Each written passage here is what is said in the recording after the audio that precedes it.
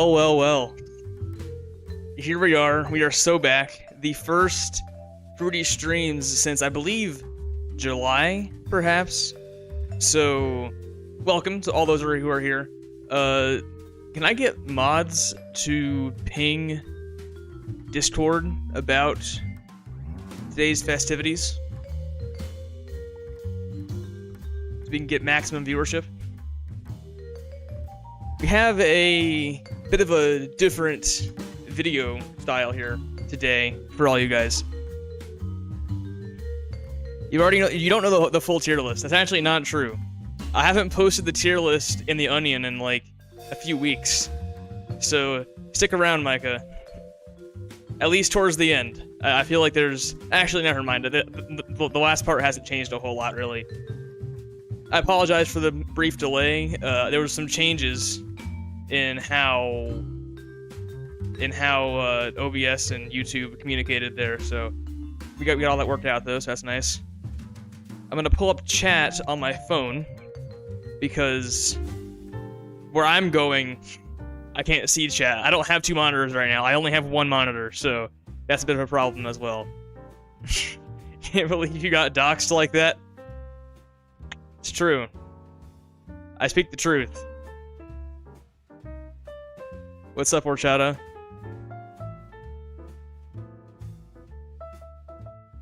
So yeah, I will begin that process and explaining what's going on as soon as I can get my my stream pulled up here on my phone, so I can better engage with you guys.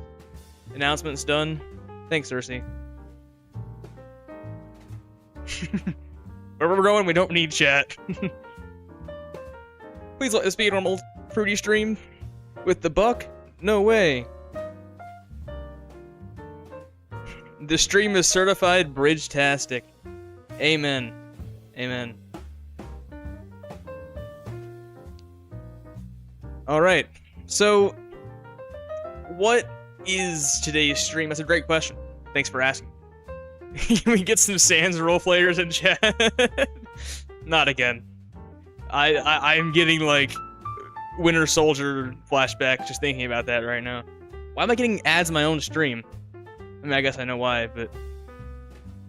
No, no, no, no! Wait, wait, wait! Meep, meep.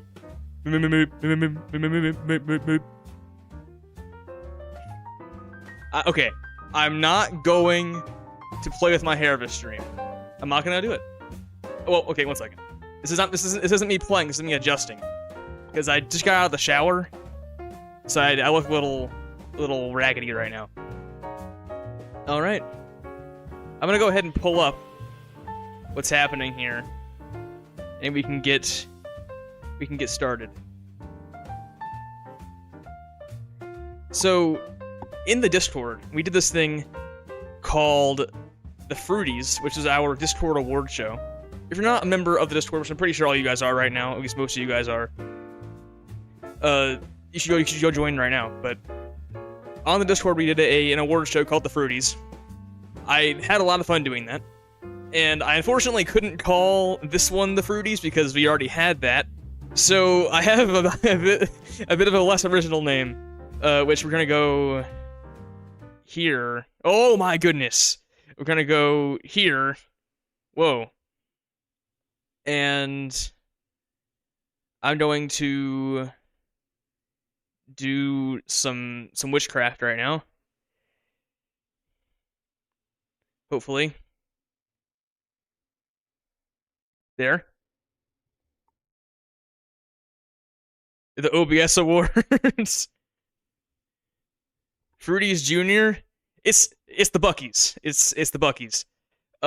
Now unfortunately, I will have to do something that may be controversial. And I hate to have to do this to you guys. Yeah, see you guys, you're gone. So, I can't have this side of the screen being taken up by stuff because you'll see, there's going to be stuff there anyway, so that's the problem. Is Bucky.exe... Oh! Okay, so I may have snubbed one title, which is Bucky.exe, so I apologize for that. But um, wait, is there no jazz music playing right now? Dang. Do you guys want background music? Because if not, I won't worry about it. But if so, then I'll find something I can put on. We have the Bucky Awards. The Buckies. This is every game that I beat, asterisk, in 2025 range. Now, there is an asterisk there because not every game on this list meets that qualification. I do understand that. Music? Fine, I'll put some on. But yeah, while I'm doing that, there are two games that don't fit the description because you technically can't beat them. One of them Micah already spoiled. It is Marvel Rivals. Marvel Rivals is not number one. It is... I'll say you guys probably already know what number one is. It shouldn't be that much of a surprise to people who know the channel at least a little bit. Marvel Rivals. Honestly, it's a pretty good game, and you'll see. I played a lot of games this year. I played a lot of banger games. There's only a few that I would call bad, which we're going to start off with those first, or the bad ones first, which are honestly more fun to talk about because all of the good ones are like, it was good, great music, great visuals, great story, tight gameplay. The bad ones are the ones I can have a lot more fun with, in my opinion. Media source. I need to find this jazz because I don't know where in my labyrinth of folders I have it hidden. I think it's gonna be with the rest of my video music. Oh yeah, that's what we're talking about. No copyright, calm jazz music background, chill cafe music, relaxing work study. Perfect. Okay. Don't pull up the wrong folder. I have to go a few folders deeper for that to be a problem, don't worry. See, the problem is, you guys are joking about copyright music, and I will likely get copyright claimed by Sebastian Wolf and Materia Collective for my stream ending outro song being the music box version of Home from Undertale. That happens to me every time. Every stream, it happens. And I'm not gonna fold. I mean, it's like, whatever. I don't really earn money for the streams anyway. I just have a fun time doing it, right? Yeah, I mean, yeah, baby! That's what we're waiting for. That's what we're talking about. Music! Cokeslov hates Sebastian Wolf. Did you see the theory that Image Friend only appears to make the game easier for the player in tough places with lots of game overs? The Teacup Rite of Death and the Bit Roots, and the Eram fight. You know, that is a good point, because in the Eram fight, you actually, it gets easier as you die more. There's a certain point where if you die enough times, it actually becomes less challenging. And also, the little guys, little, like, friend cat guys drop health. So that's a good point. Welcome, Zayjeans. Can I submit a jazz version playing Dumb Defender? We're not submitting applications to be outro music, but if you want to send it to me, go ahead. if you have something that you were dying to send to me, music-wise, you know, I'd love to hear it. I have lots of talented fans on the server and whatnot, so... Alright, the Bucky Awards. Let's get this show on the road. Hopefully this works. So, I played 30 games. Thanks for all your cool Deltarune videos. Thank you for watching them. I appreciate it. I know I've been a little slower since Chapter 3 and 4 came out. I do have a few ideas between now and the next chapters, and I do intend to be active like I was this summer once again when those chapters come out. So, yeah, thank you, man. Also, Happy New Year, yeah. What's up, guys? Hope your year's going well so far. So, here we have number 30. So, there are 30 games. Technically, there are 32. But we'll get to that later as well. 30 games that I beat this year, and we're starting off with the worst. This idea was actually inspired by a streamer that I like a lot named Coney, who does this every year, and he calls his worst game of the year the Big Ass Award, and that describes this game aptly. Bro last uploaded last year. That's true. I've fallen off so hard. This game is ass. It's quite terrible. And it shocks me. I want to say, I'm not being a contrarian here, because this game has gotten 10 out of 10s all across the board. And I am stunned that people are glazing this game so hard, because I personally thought it was rather terrible, and I'll explain why once I pull it up. You guys have any guesses as to what it could be? A game that came out this year that got stunning reviews. It's not E33 because I haven't played that yet, but it is. I'm pretty sure it's this year, right? And Bridget is right. It's Split Fiction. I cannot stand this game. This game is very bad for these reasons here and more. I find that the characters here, Mio and Zoe, I actually like the bad guy. I think his name's Raider. I actually like him pretty well. But the two main characters are both incredibly obnoxious, act unintelligent, and any kind of like emotional beats and whatnot are so forced that it makes me sick. It's like I can't tolerate how hard this game desperately tries to earn your investment, especially like 10 hours in, like at the very end of the game. The gameplay is boring and bland. There's a problem here with the balance. So a lot of this is based off of my opinion of It Takes Two, made by the same developers. One game of the year in like 2019? What was it? I don't remember. Based opinion? See? He knows I'm right. The sci-fi one on the cover looks like that one cyberpunk character. Okay, yeah. Also, I'm getting way off track here, but you guys are all making good points here. For starters, the gameplay is unbalanced. And It Takes Two, both players. I played this with my roommate, as well as It Takes Two with him as well. And in It Takes Two, both players are like doing something at the same time, and you're like working together at the same time. And that feels like, that's good gameplay, right? Like, a lot of that is good. It's engaging. This game, oftentimes it boils down to one character has all the fun parts, and the other one just waits. And that's all you do, is you wait, you do a thing, other guy does a thing, you do a thing, and it's like, you take turns, and there's not like a whole lot of like working together. So that's my problem. Yeah, see, okay, I'm glad chat isn't tearing me apart to bits here, because it is true. What's up, Zariel?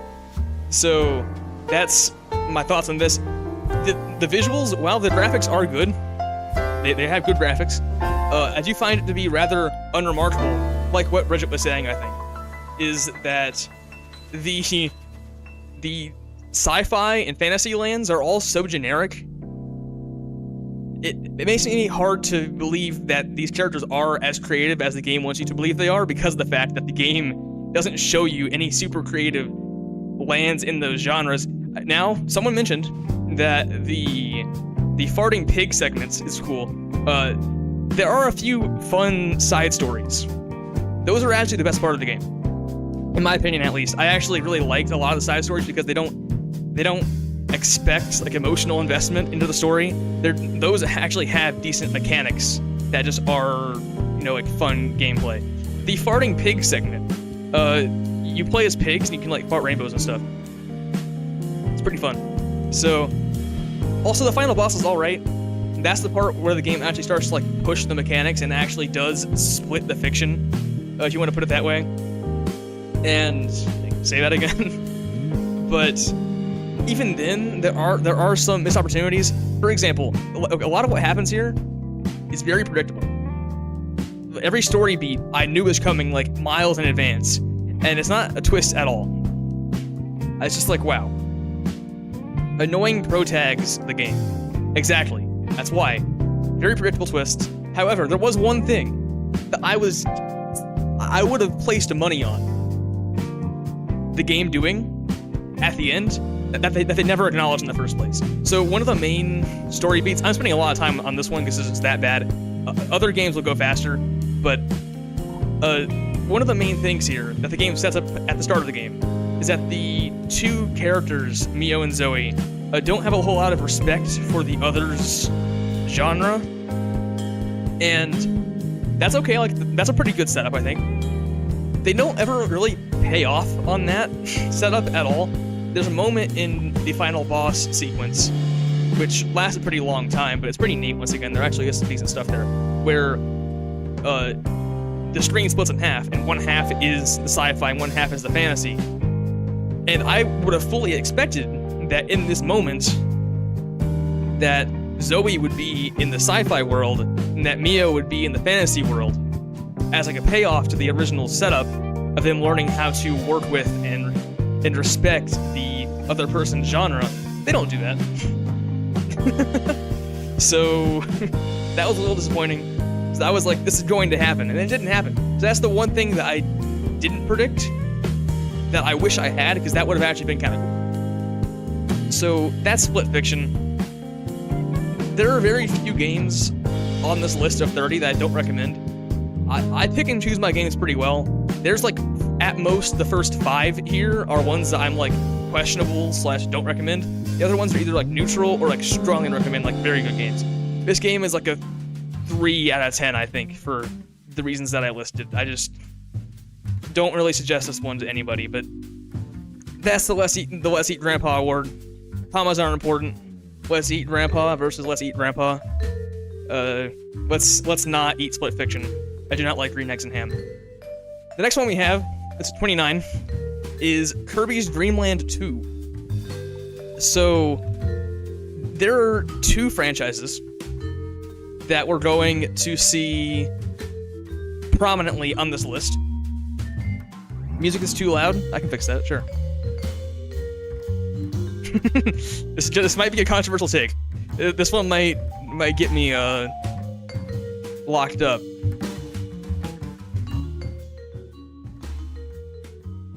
Is that better?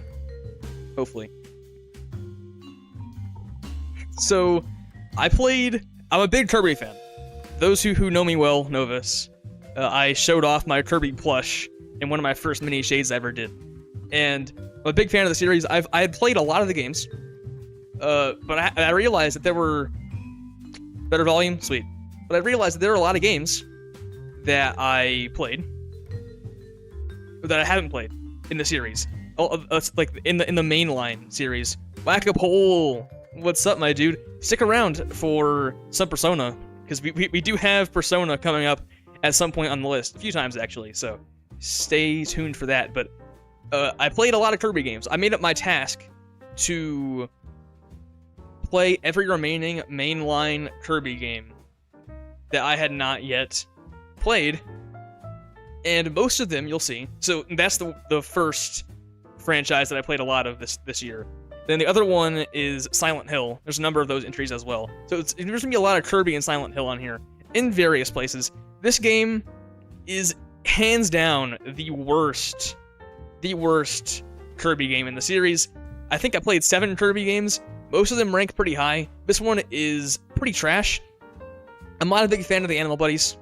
The Animal Buddies don't do a whole lot besides slow you down, and I don't like how they function. I feel like the levels aren't built around them well, and a lot of the rainbow drops, which are required for getting the true ending, are incredibly convoluted. And this is the 7 human Kirby games, so true. A lot of the rainbow drops are pretty convoluted, and they do require you to have strange combinations of abilities. This is a problem in a future game on the list as well, but it's a lot worse here. That you have to collect them for the true ending, but they're just annoying to get. I just can't stand them, really. So that's the problem there, is mostly the rainbow drops. Also, the music, ironically, strangely, because Kirby has great, memorable music, is very grating and kind of just odd in this game, in a way that it's not for Dreamland 1. Now, the few upsides is Kirby. Yeah. I mean, Kirby is a cute, fun series. I do love the vibes of Kirby. I love the Animal Buddies designs. I love the enemy designs. I love the area designs, that kind of stuff. So yeah, it has that Kirby vibe, but this is one of the least Kirby-feeling Kirby games out there, and both in gameplay and in music and all that kind of stuff as well. So that's my take on this one. This is in my tier list. This was in the same tier as Split Fiction. These are the only two games in the bottom tier, are these two. The rest are, you know, the next tier is like dubious. It's like turbo mid is what I called it on the tier list.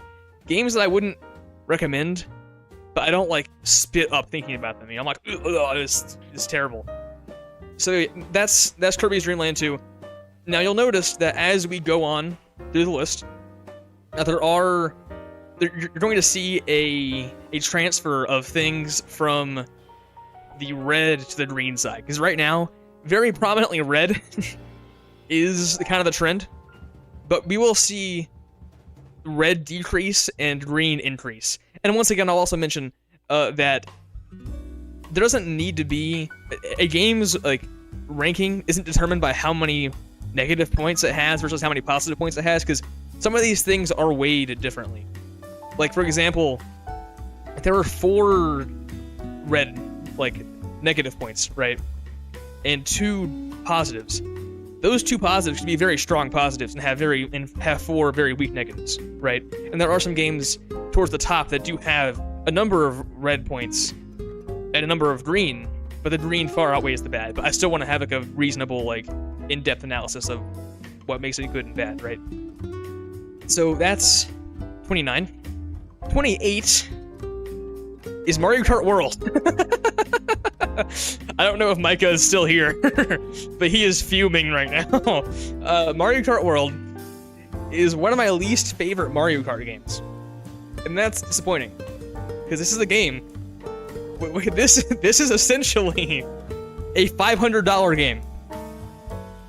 And I'm not sure if...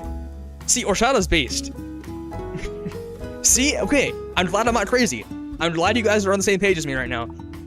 So, as Aaron said, open world is empty and boring. Now, I did collect every question mark switch in the game. I did it all in one day, I think, actually. And that was alright. I don't like the transitions between the stages. I know that they did make it worse in the online, and then they may have fixed it, making it like required in the online mode. I hate unlocking the characters because I think it's very funny. I do think that I know why they added the random enemies as characters. It's because they already had the Kamek ball turn people into those enemies as one of the items, right? And so they said, well, they're already in the game, make them unlockable. Sure, that makes sense. But the way that they get unlocked through the Kamek ball is terrible. I can't stand it. I don't like that you have to essentially farm for them. Both costumes and characters, you kind of have to farm for them in certain stages and just pray that someone behind you gets the Kamek ball, which is like one of the most rare items in the game. And I just want to play as Dolphin. Characters should have been unlocked via open world challenges. Exactly, I agree. That would make, or have that be a way to do it. Have there be multiple, because like in Smash Bros, there's a lot of ways you can unlock characters. Having a large roster and having multiple game modes that do it, that unlock characters, makes sense to me. So, also the menu layout was awful. I hate how, well, I should say the character select is awful. I hate how the character select looks. It's so bloated and like, ugh. And the racing feels kind of slow. My biggest pet peeve is the items. I love Mario Kart Wii because Mario Kart Wii frantic items, nothing goes as hard as that. Because you go from 12th to 1st to 1st to 12th, you know, back and back over and over again so fast. This game basically just like castrates all of its items. and they don't do anything. Even if I'm in like third and I get a bullet bill or 3 mushrooms somehow, let's say that happens, I still feel like I'm cooked because they don't have nearly as much like rubber banding or have as much, what's the word? They're not as powerful. I'll put it that way. The items do not do nearly as much as they do in previous games. So I feel like I don't get as much enjoyment out of just getting a bullet bill and blasting past people. In Mario Kart Wii, I enjoy getting, quote, Mario Karted, because if I drop down to 12th, I know I'm gonna get some insane stuff and just pull it back to first, right? Or that I still can. That's funny to me. Like, getting destroyed, having a potential comeback, or watching my friend have a massive comeback by getting insane items, that's fun. This game, hello Neobind. This game is a bit different because if I get hit by like a 1 green shell in first and drop down to 4th, and there's 1 lap left, I know, barring some insane shortcut nonsense, which I don't like how the rail and wall grinding feels in the game, it feels a little clunky in my opinion, I'm not getting back to first. I'm just gone. And that's kind of the problem that I have with Mario Kart World.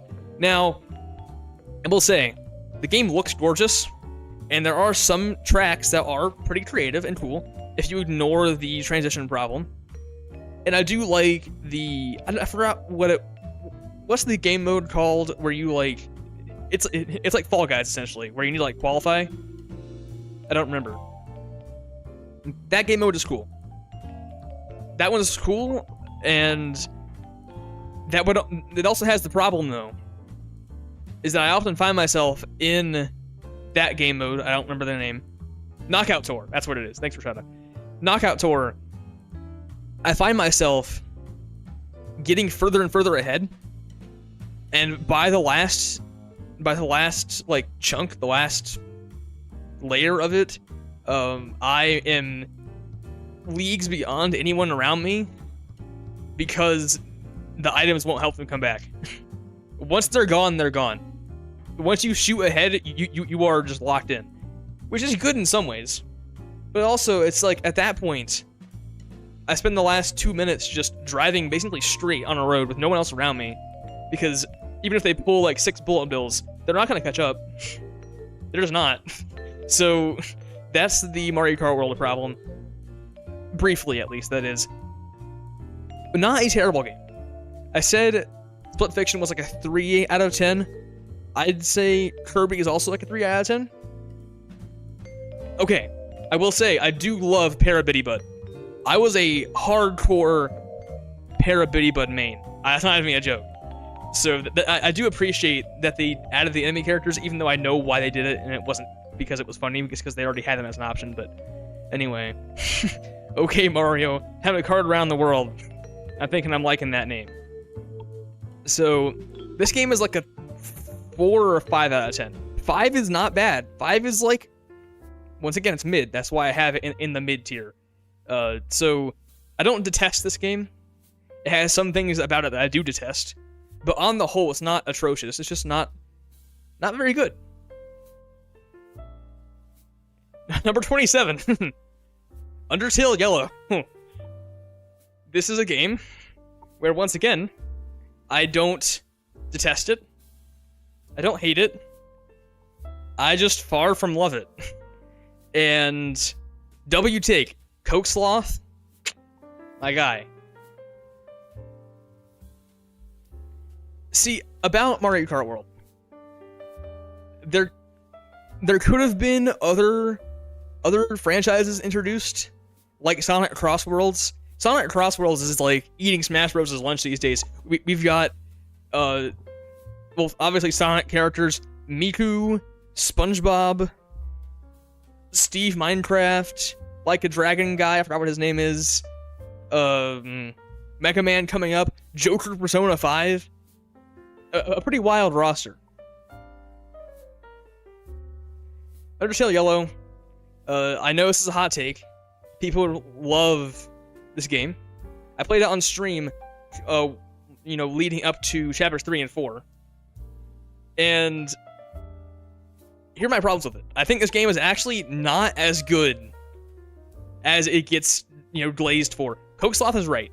The narrative is very, very poorly crafted. The characters are one note and kind of like don't do anything plot-wise. Oh, what's the guy's name? Dolv at the start of the ruins. Toriel worked in the ruins because she's not only the first character who you meet besides Flowey, but she also does tie in well to the overarching narrative. In being a dreamer, you start the game with a dreamer who treats you in a certain way because of her history with the previous human. Then you end the game with a dreamer, and obviously Flowey is also a dreamer as well. So that all ties together. Dolv does nothing. Literally does nothing besides talk to you, you fight him, you leave, and then reappear at the very end of the game. The pacifist route comes out of left field. Now, I finally have my soapbox to rant about this with, because I said it before on Discord multiple times, and I feel like this may have fallen on deaf ears. But now you guys will hear me. That the problem with the pacifist route, I love Soroba. We all know that I love Soroba. But the problem with the pacifist route is that it tries to do what Undertale does with making the Dreamers the focus, the main family of Undertale, with the... I forgot what their name is. The Soroba's family. And it fails at doing that because you don't meet Soroba until the Wild West, which is like halfway or over halfway through the game. Especially if you're on Pacifist, that's like almost the whole game. Is the first time meeting Soroba. And so there's that. So like that plot line doesn't get introduced until then. By then there's like half an hour left in the game. So you meet Soroba, you see her husband's tapes, you learn about what happened to her daughter. All that stuff gets like just shoehorned in the last hour or so, and you're expected to have this emotional battle with Soroba at the end. And it's not emotional at all because you haven't been led to care about them a whole lot, and the other characters don't tie into that narrative very well. I think Starlo and Marlet do tie in decently well in Pacifist, but just in general, I am not super compelled to care a whole lot, and also her power up in the final boss feels like kind of an asshole as well. This is deadass a good take because when I played Undertale Yellow, it was exactly as you described it. Thank you. I appreciate it. I'm glad I'm not getting dogged on because I'm not crazy. At least I find myself to be rather reasonable because there are good things here too. It looks and it sounds beautiful. The soundtrack, while not as memorable as Undertale's, is great. I love Showdown, great song. The neutral route is fire. The neutral route is fire, and I will stand by this. If you guys were at the stream this summer, then you will remember how hype that Flowey boss fight is. One of the most insane things I've ever played. The neutral route Flowey final boss is the pinnacle of this game in so many ways. Also, I freaking love Starlo. Like, Starlo is just amazing. What a guy. Let's see what we have in chat here. Yeah, exactly. I agree with Cokeslaw. It does feel kind of out of place. Now, I think a lot of you guys who are defending the ending, mostly just Orshada here, might be thinking of the choice that Clover makes at the end of the game. The choice for Clover to sacrifice themselves to, save Monster Kind or whatever, in theory, right? And here's the issue. Is that I'm trying to find a solid way to put this. There's a contradiction between what you... How do I say this? In Undertale, you make choices. You are playing as Frisk. And Frisk does have their own personality, of course. But primarily, it's you. Like, Frisk is primarily a self-insert for the most part.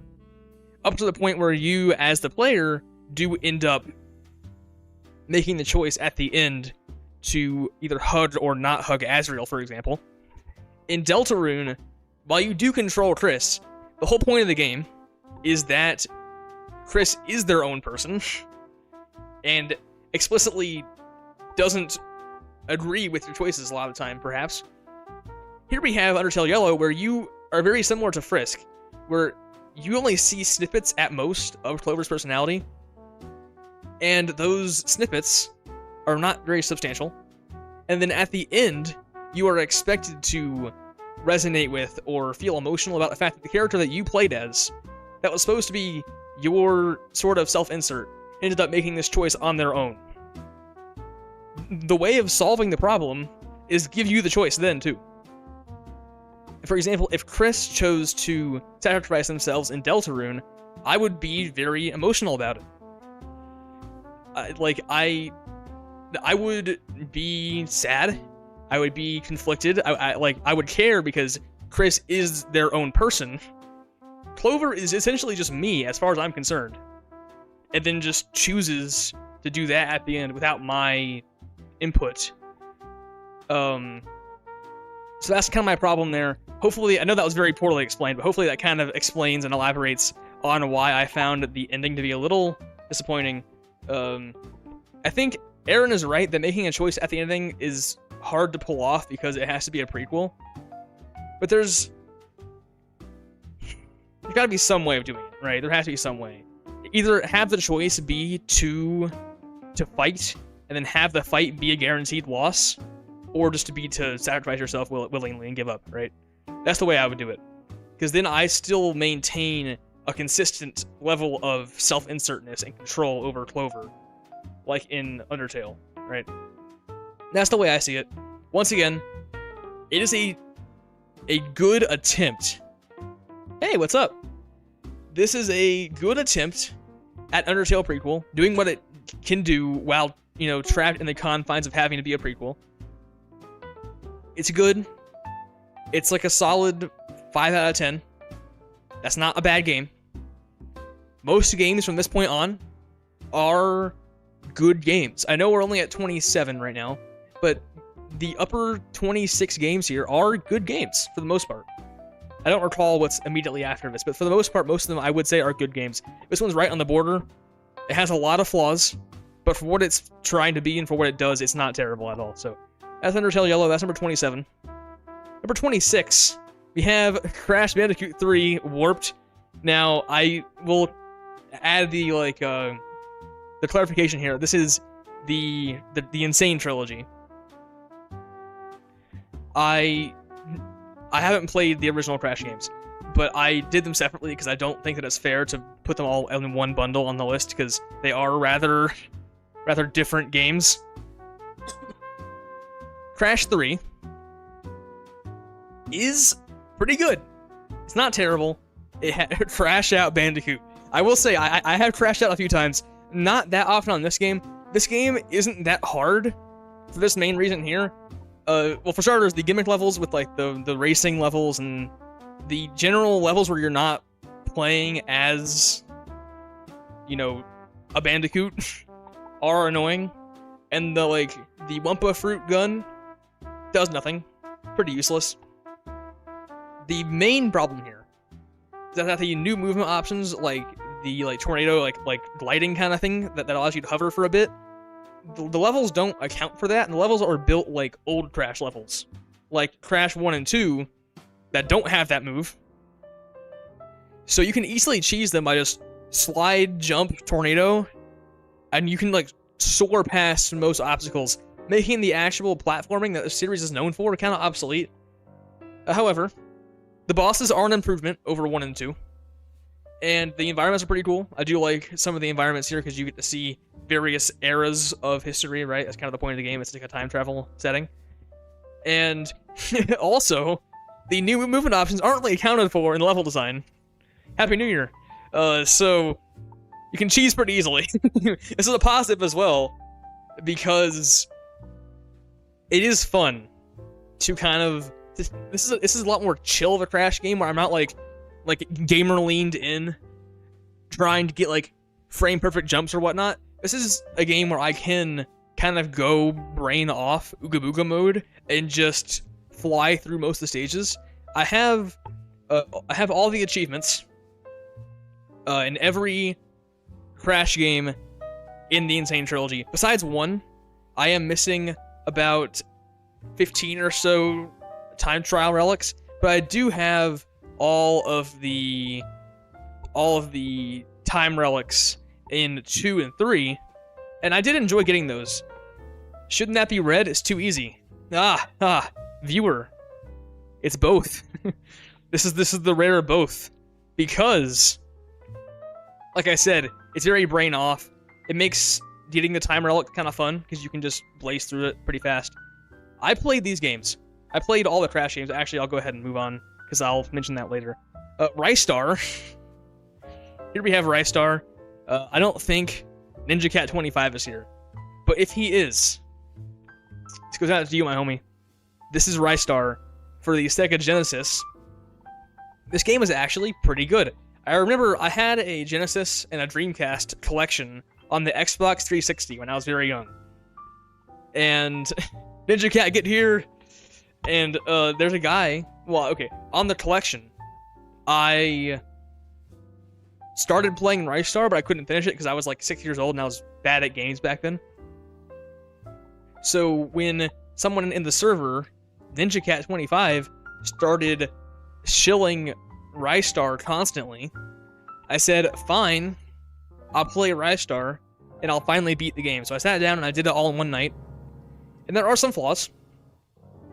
There is some jank, especially in boss fights. The final boss is pretty bad.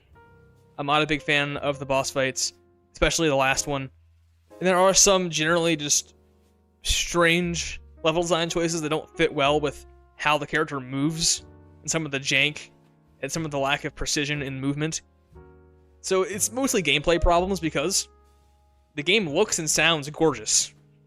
Beautiful game, great environments, great music, great vibes, right? And the arm stretch mechanic is pretty cool. That's pretty inventive, and I like that a lot. And also, it's better than Sonic. So, I mean, I'll take what I can get, right? It is better than Sonic 1 and 2 at least, if not more than that. Old times level design, exactly. Yeah, that's kind of how it was, and that's fine. I do understand. You love better than Sonic, making an argument. I mean, to be fair, I mentioned Sonic later on in the list as well.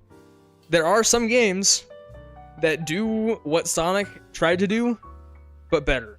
I think that Sonic does have, especially Sonic 1 and 2, have a very contradictory design philosophy that I'll touch on later on the list. But yeah, that's Rystar. I do appreciate what the game does. I try to give fair credence to older games. There are some games in the upper echelon of this list that are quite old. Older than most of us here. So, it's not an age problem per se. I think it's just that, I mean, it is an age problem, I guess. This is a game that does suffer from some common problems that were more common back then. I'll put it that way. So yeah, that's Rystar, number 25. Sonic is turbo ass. It is. I agree. I'm sorry, Ninja Cat. 24. Kirby's Dream Land, a whole 5 slots over its sequel, Dreamland 2. Old Sonic games are games that have a concept that doesn't work. Yeah, okay. So, the point of the game is you're Sonic the Hedgehog, and you're supposed to go fast, right? You're the blue blur, the fastest thing alive. However, the levels actively punish you for going fast. I know that's like the argument that literally everyone makes. I'm just spitting up old takes, but that is true. And Zagines gets it. So, 24 with Kirby's Dream Land, a much better game than Dreamland 2. It is very short. You can beat this in like 20 minutes. This genre is short. There's like 5 levels, and the last level is basically a boss rush. So, also it does. This is an old problem once again, but not really a problem because it still looks good. But it does have the graphical limitations of a Game Boy. Very zoomed in screen, so Kirby takes up like a good chunk of the screen. And the gameplay is pretty bare bones. No copy abilities. You just kind of jump and you inhale. Right, that's basically all you can do. But despite that, the game still looks pretty good for the Game Boy. Good pixel art. it did introduce, this is the first game in the series, obviously. I was shocked to see how much of the series' music and sound effects and the characters and the gameplay and that kind of stuff all came from this one game. I figured those would develop over time. But no, this game does feature most of those mainstays in the series, so a solid first entry, and the controls do feel nice, and they are tight to play, which Dreamland 2 did not have that, because controlling the animal buddies did not feel very good. So this is mostly the controls and the level design is better in this game than Dreamland 2 by enough to have it. Not only is it 5 ranks above, but it's also 2 tiers above, because we're now in the good enough tier. Previously, what was the last one at? I think the last one in the turbo mid tier was Warped, then Rise Star, and now Kirby are the start of the good enough tier. These are good games. True, Kirby is very boo-pilled here. He is white. Eventually he did get pink, but the white Kirby's pretty cool too. Turbo good enough tier, yeah. Like it is very good enough. It's not spectacular. It's not bucktastic or absolute Buckima, but it's pretty good. So that's Kirby's Dreamland. Not much else to really comment on that one. Kind of just going off the back of Dreamland 2 as far as my thoughts on that one, but Pizza Tower. Pizza Tower. Back to the Sonic the Hedgehog conversation. Because this game both fixes and suffers from the same design philosophy problems as OG Sonic. So, exactly. Sonic, if it made sense. This game it solves the problem by the levels are designed for you to be able to go fast. Like, the levels are made around the point of the game, which is good. No, I'm not sick. I just need water, probably is what it actually is. I'll probably take a little break here and grab some water for a second, but... So, Pizza Tower does do that better. The issue is that the gameplay style still is self-contradictory. So, I am a big collector. You'll find some games towards the top of the list that were great for full completion, collecting, getting achievements, that kind of stuff. So I went into this game expecting and hoping to find every secret there was, collect all the collectibles. And this game does have lots of collectibles. The issue is that the game also punishes you for going too slow. Yeah, exactly. The issue here is that they hide collectibles. If it's in the first half of the stage, that's fine or whatever, even though in order to get P rank, you still have to go fast and find them at the same time. So obviously you need multiple playthroughs to do that.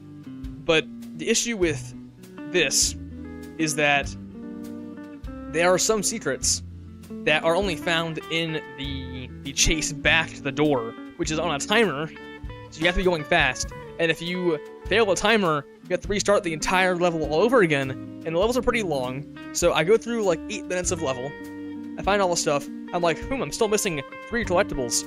And then I find out that those 3 collectibles are in the chase sequence.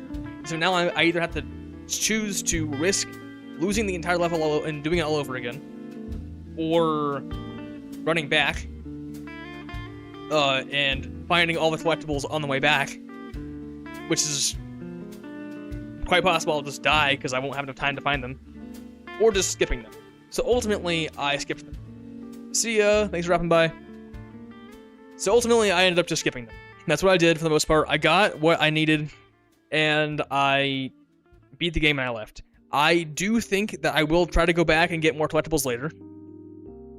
Not anytime soon. Maybe not even this year.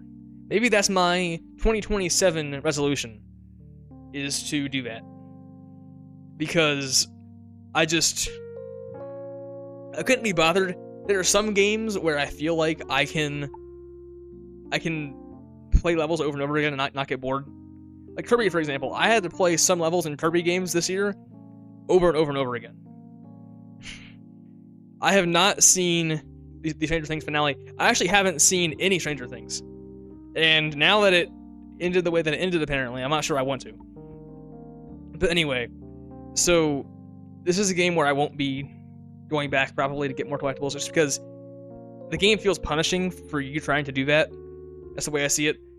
There are some situations, especially in boss battles, where the damage feels unavoidable. Like I can play for a perfect. I can play a perfect. I just freaking Porky Pigged out there. I can do a perfect game where I am just popping off. I'm going ballistic on the boss, and then I just get hit, and it's like I couldn't have dodged it because I was being flanked from all sides. There was no way out. This game would be cool if it had like a dash mechanic, or not like a like a dash that made you get iframes, like that kind of dash. It doesn't have that though. I don't know why I have bare bones gameplay here. That may have been a carryover from this, because the gameplay itself is not bare bones. Actually, it's pretty nice. I do recant this point because that's not supposed to be there. The gameplay does feel pretty nice and tight a lot of times. Awesome style and vibes. I love the 90s Nickelodeon Ren and Stimpy style, kind of, where it's just like absurd, wacky, like and gross out at times, kind of. I do like that a lot. The soundtrack is solid. I don't recall most of the songs besides like the main theme, of course. And the level ideas are creative. They're pretty interesting. I like the FNAF stage. I like War. You just get a gun. I like what else was there? Maybe it wasn't that good, actually. I can only think of those two. Wait. There's War. There was Golf. There was FNAF. There was Mort the Chicken. That's all I can remember. Maybe the game isn't actually that good. Perhaps I judged it too nicely, you know?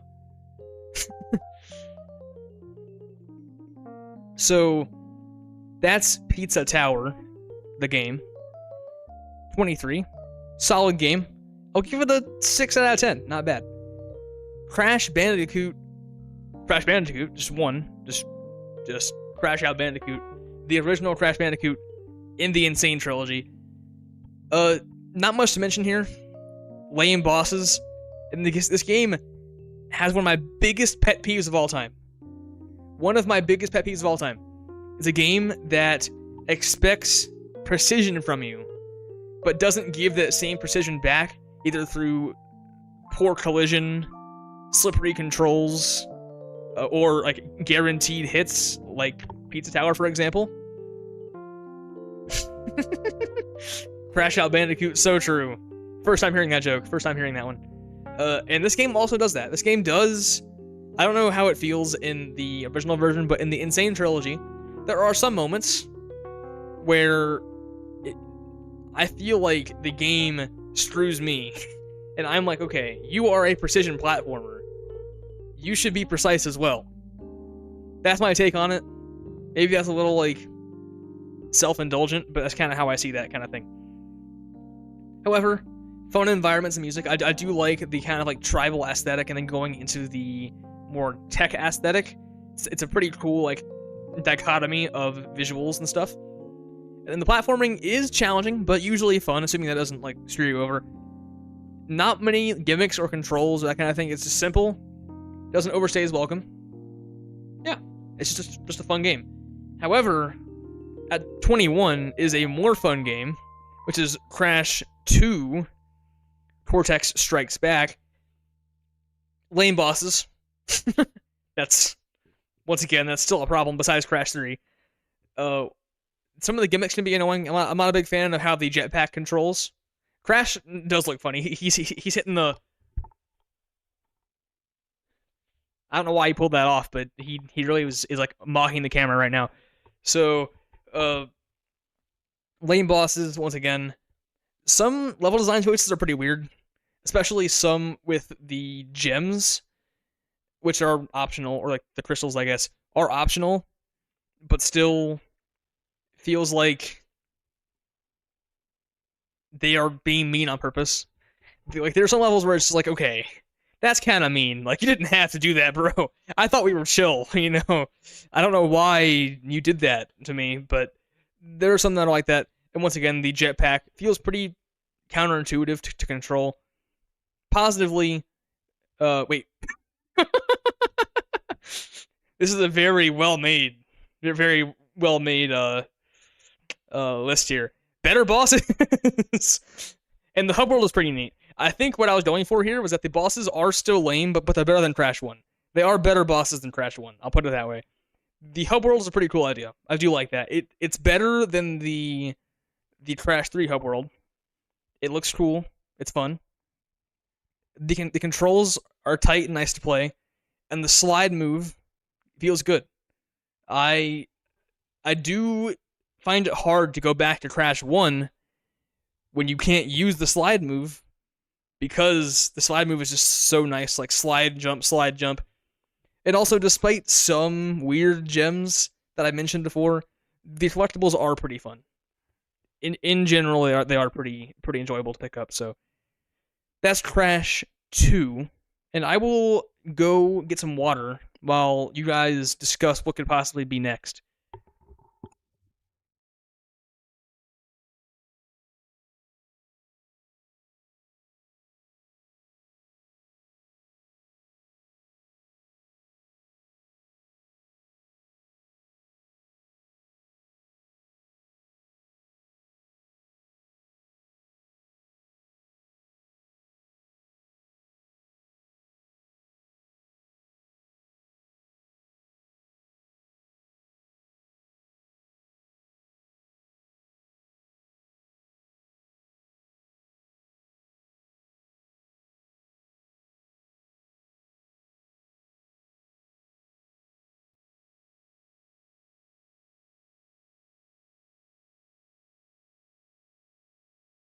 See a guess for Spyro. We see a guess for Silent Hill 2 is somewhere on here. That is true. I'll say it's a little higher up than this. iCarly for the Wii. Maybe next year. Or this year, I guess. In that case.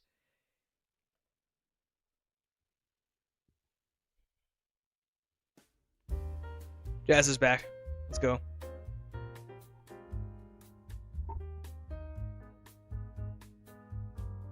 True.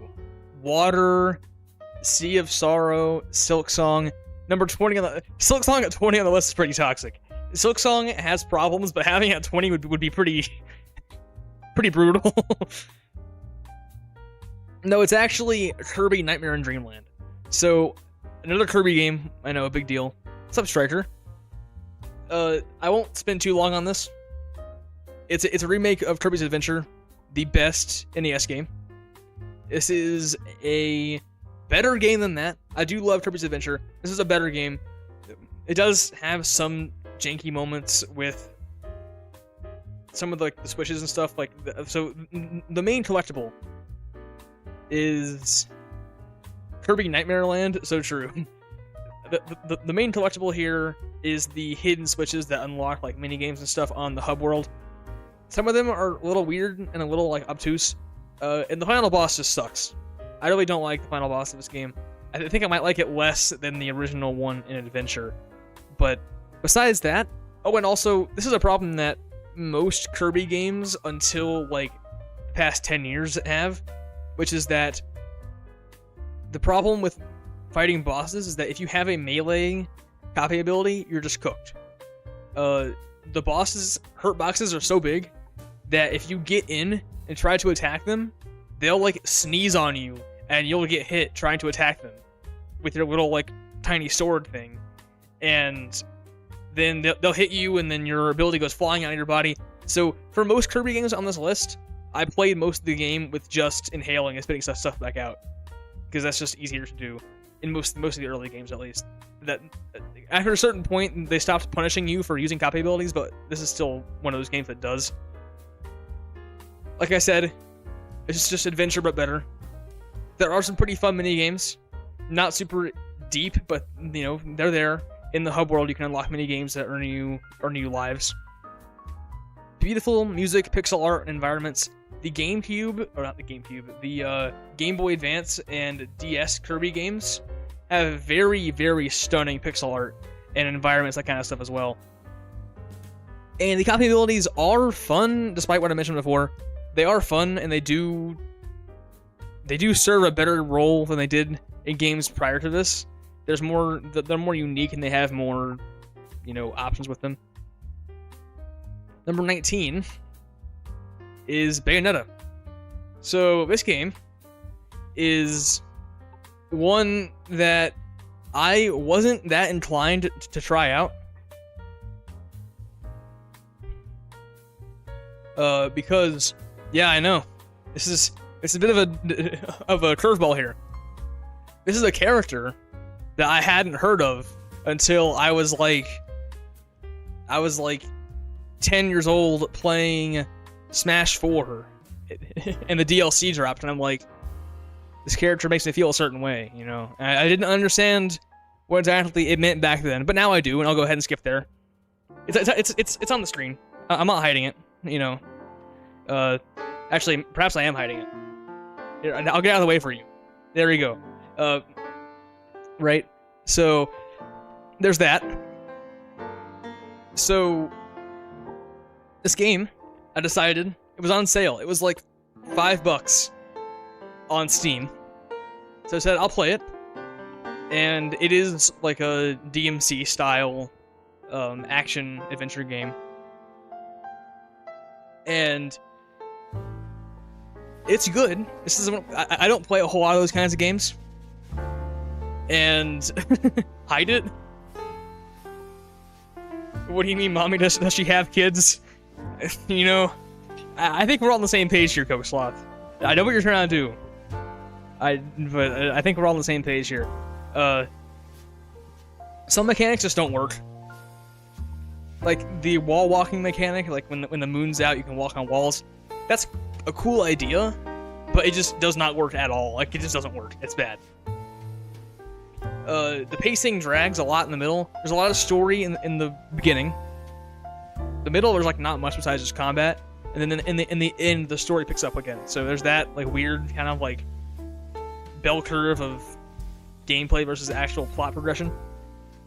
My biggest problem here is that the game on normal mode, as a first-time player, I'm not bad at games. I play all kinds of games, and I play them well. I'll say it. Well, I do play them pretty well. This game on normal is very punishing and very hard. Which, I mean, Bayonetta can punish me, but it's just not in this way. I was getting my ass spanked, and not in the way that I like. And so I ended up turning it down to, there's normal, easy, and then very easy. But the easy mode has it on automatic, and so does very easy. Normal is the only difficulty that doesn't have automatic combos. I didn't want to have the game play for me, but it did. Because after you have it on automatic, you just press a button, and she goes to town. She's hitting like in some insane moves that I'm not doing because I don't know how to do those.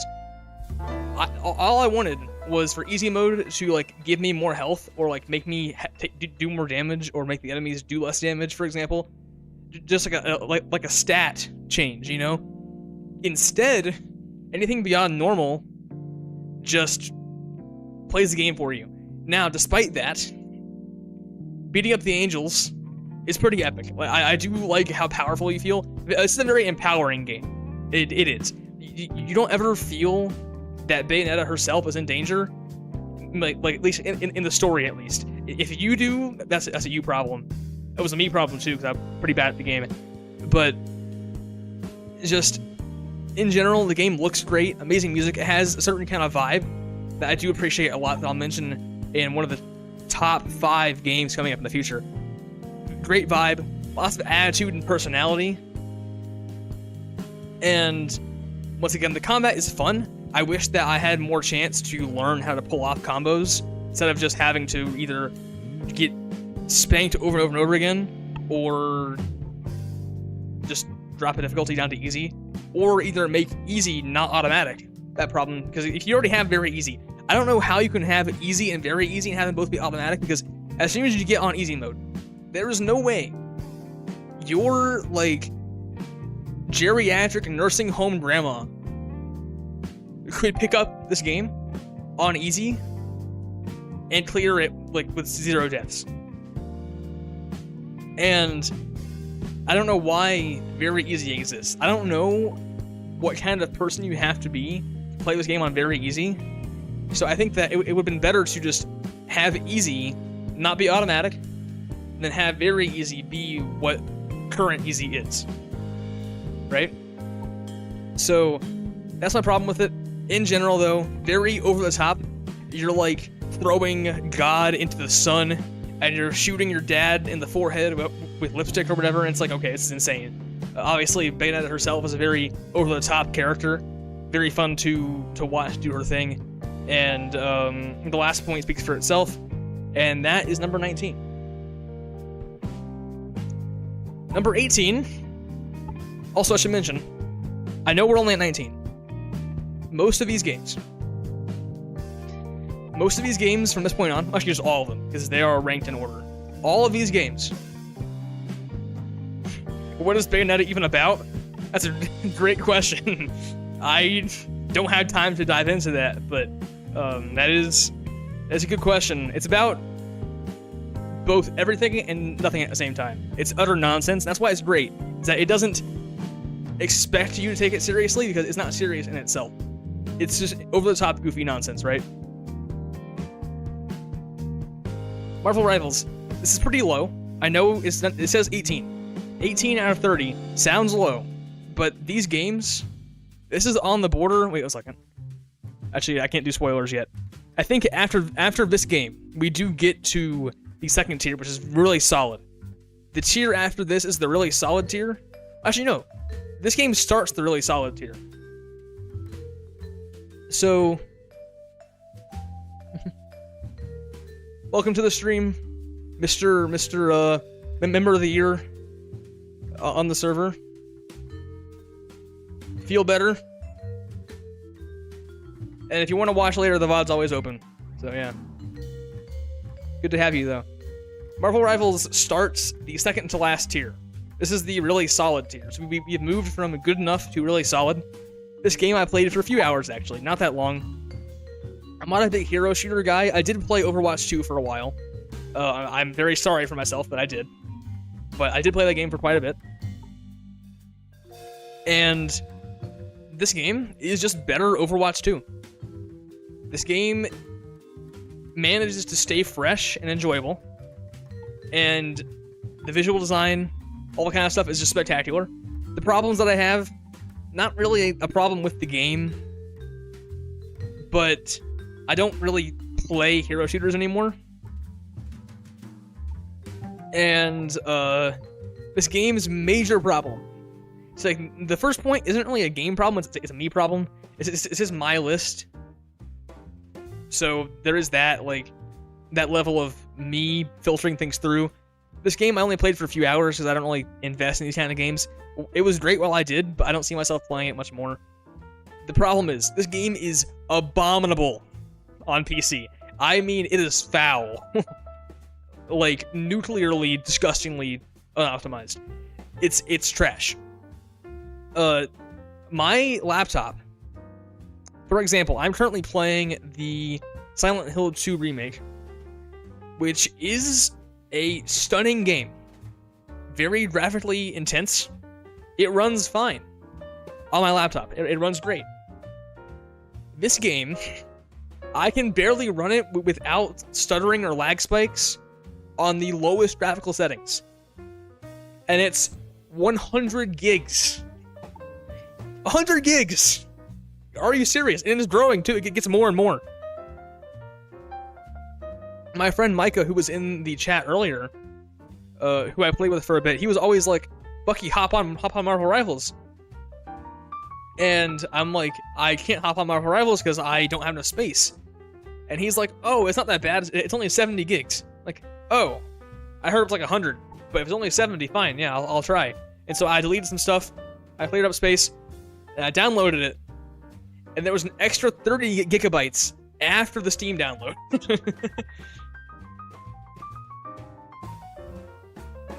So that's kind of the problem with Marvel Rivals. However, it is fun and refreshing hero shooter. It stays enjoyable. It stays fresh, at least in my experience. That's mostly just a hearsay thing, right? So I haven't played that long, but this game is still massively popular long after the expiration date of most hero shooters and games in this genre. So obviously he's doing something right, and I saw that through what I played. Also, they are eating Blizzard's lunch right now. Everybody hates Blizzard. Nobody wants to play Overwatch 2. We all know it's true. No one wants to engage with Blizzard. My career counselor told me that I should apply for an internship for Blizzard. So, if I do stoop that low, and they see this, I guess my career is over. Womp womp. But yeah, beating Blizzard's ass, it's fun. Everyone knows that this game is the Overwatch killer. Everyone's been trying to find the Smash Bros. Killer for a long time. It's not Nasby. It's not Multiverses. It's not Icons. It's not Rivals of Aether. Or Slap City. Or any of those games. Right? There is no Smash killer. But there is an Overwatch killer, and this is what it is. So this is a good hero shooter that I do enjoy playing. As I just can't play it because it just doesn't run very well, and I don't want to sit on 100 gigs of a game that runs like booty, right? So that's kind of why I uninstalled it. Sakurai is so goated. Next game, 17, Kirby Squeak Squad. It's Kirby. I am a big fan of Kirby, obviously. So if it's Kirby, that already earns points, as you guys know.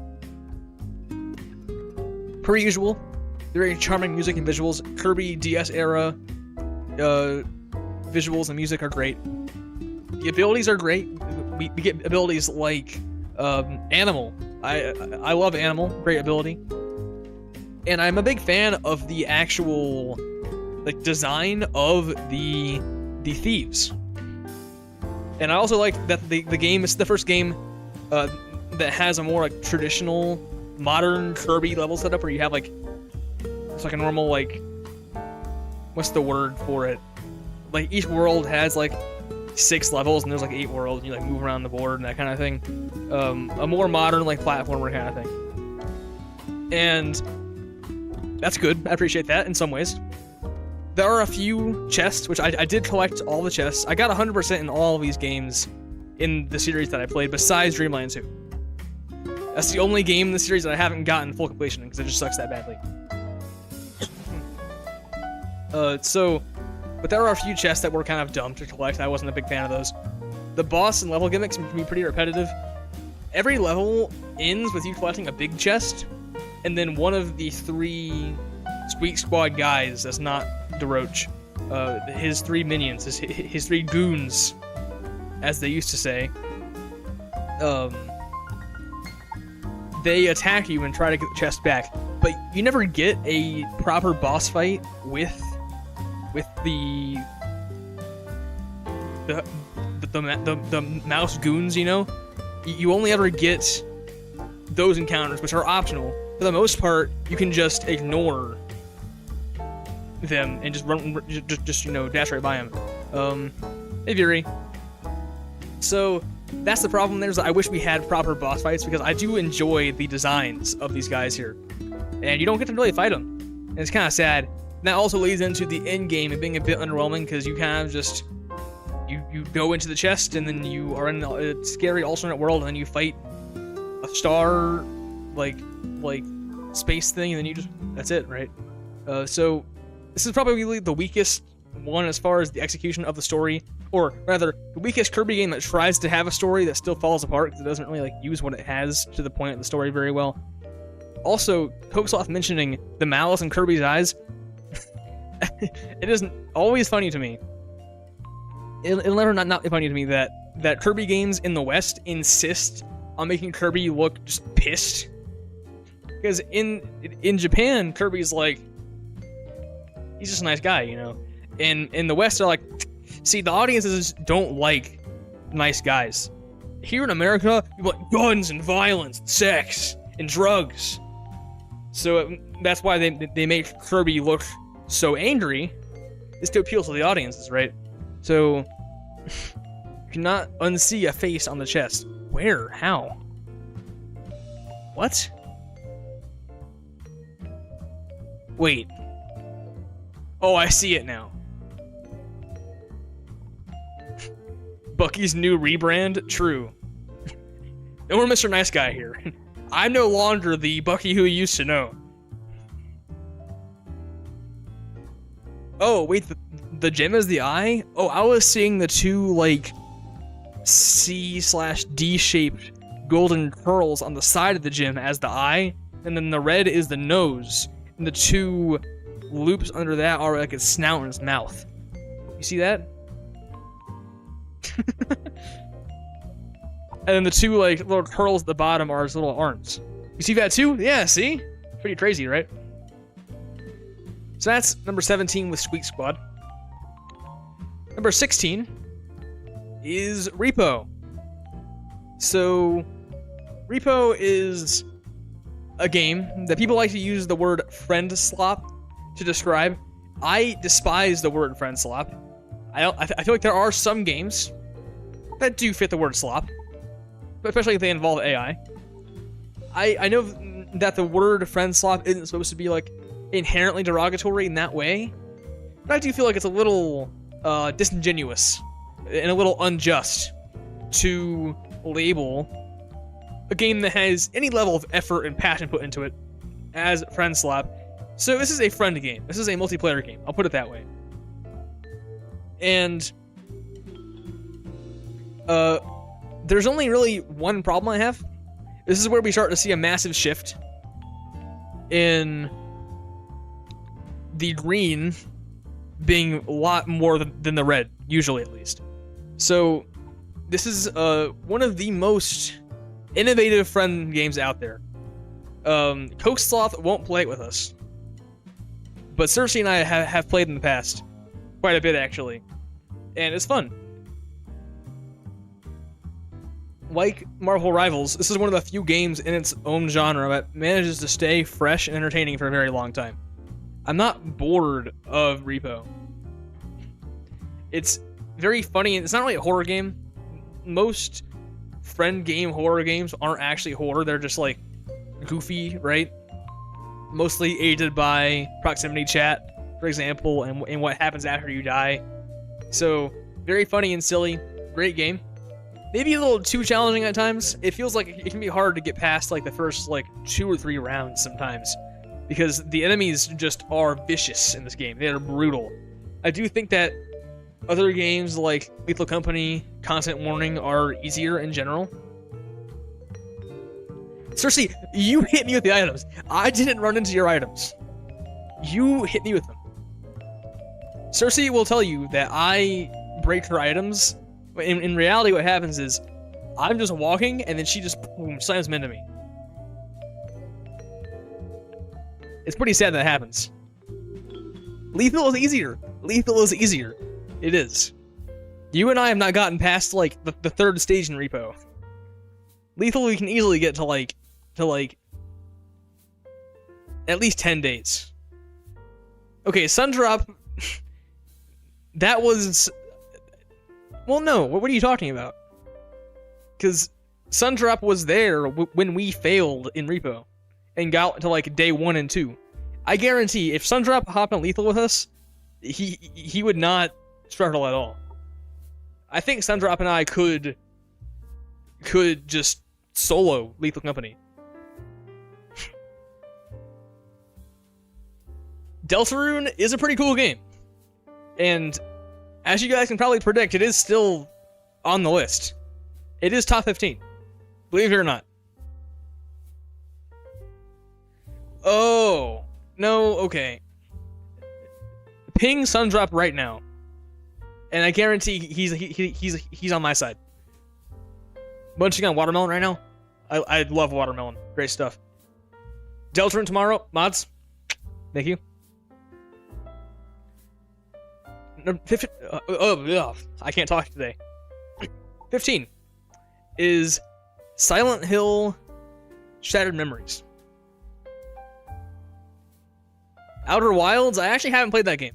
Believe it or not, I do intend to play Outer Wilds. And Cersei, if you want to hop on Risk of Rain 2, I'm down.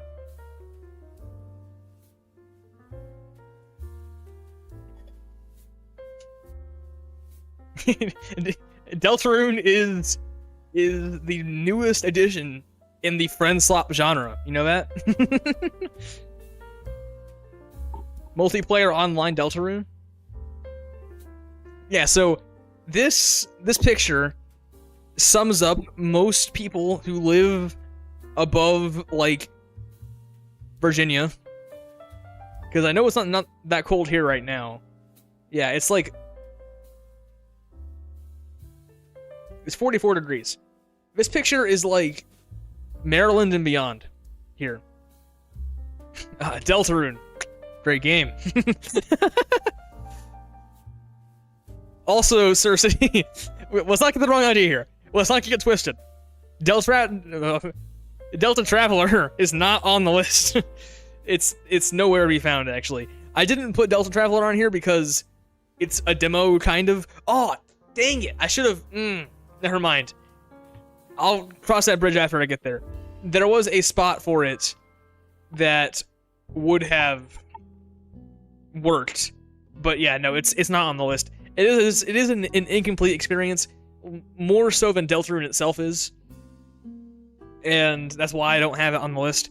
That game sucks, Delta Traveler. If you guys haven't seen my Delta Traveler streams, don't. But if you want just a snippet of how miserable I was, the last Delta Traveler stream I did for Section 3, watch that. Or watch, like, you know, jump around through it. One of the worst days of my life. They're very, very, very, very bad. It's terrible. 15. Number 15. Silent Hill Shattered Memories. So this is one of the more hated, more, like, dogged on Silent Hill games. And despite that, this game is actually a freaking banger. So every game beyond this point is at least a 7 out of 10. If not higher. Which to me, a 7 out of 10 is a really solid, excellent game. And this game is a really solid game. So this is a game that primarily was made for the Wii. It is playable on PS3, probably, I think. But it focuses around Wii controls. And it's a retelling, sort of, with a twist of the original Silent Hill 1. Where you play as Harry Mason. And your flashlight is controlled with your Wii remote. And okay, I'll admit it, it is a motion control, like, gimmick game. That is the point of the game, is motion controls. However, which is why it gets hated on a lot, it's actually pretty good. I actually don't mind how the motion controls play, because it's actually pretty engaging. So you get to move the flashlight with your remote control, and well, okay, there you go. Here I am. Me. There you go. So the flashlight is your Wiimote, right? And there's chase sequences where you're running through, and you gotta, like, slide it under barricades and hop over fences and stuff. And then monsters come out and they're grabbing onto you. You gotta, like, shake them off. You gotta, like, move the controller in certain ways to throw off the monsters. It's actually kind of sick. And I do appreciate that. So actually, let's get into that. The game is a little too easy. The game, unlike previous Silent Hill entries, where you kind of have to, like, go through and, like, jingle every door to see which doors open, that kind of stuff, this game does this weird thing where every next door is, like, subtly more bright than the rest of the environment. It's, like, very, very minimal. But why is everyone so obsessed with my glasses? It's still me. But anyway, it's, like, very minimally brighter than the rest of the environment. So like it's super easy to just go into a room, ignore all of the like cool like effort that was put into the rooms, and like go into a room. That door is kind of bright. Go to that door, this door, and it's foolproof. It's impossible to get lost because you just go door to door and you get straight to your next objective, right? It's not scary at all either, which is fine. It's a different vibe than scary. It's a very different kind of vibe. It's more of like a melancholy kind of vibe. And also the aforementioned chase moments are kind of long. That's kind of the biggest hate that I think that the game gets, is that the chase sequences are kind of long and weird. I do like how engaging it is and how like immersive it is to have to like swing the monsters off and you're running around and that kind of stuff. It's nice. I do like it. And it's just a little long-winded. I will say that. And also, I don't like that you can't heal. The monsters drain your health pretty fast. And you can't heal, so if you... And there are some places that, like, monsters just are guaranteed to hit you. Like, you just can't avoid them. So, it's pretty easy to just die and get sent to the very start again, because you can't heal, so once you're hit, you're hit. I wish that the game hid healing items around that encouraged you to explore the areas.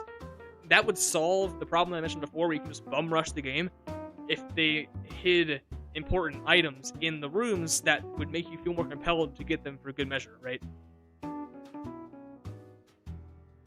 I would like if Shaggy and Daphne had a kid. Recreating Bucky from Shaggy and Daphne's mugshots. Yeah. Maybe you're right, you know? Maybe you're right. However, the game does have lots of positives. The soundtrack is great, it's beautiful, it's haunting. Once again, the gameplay is very immersive. The therapy moments are very good. I love the therapist in this game. If I have one suggestion to all you guys in the stream, it's to go to therapy. But in this game, the game adapts based on how you treat characters. In certain cutscenes, you're able to like move your Wii cursor as like your like line of sight and kind of eye track, and the game does track where you quote look to do.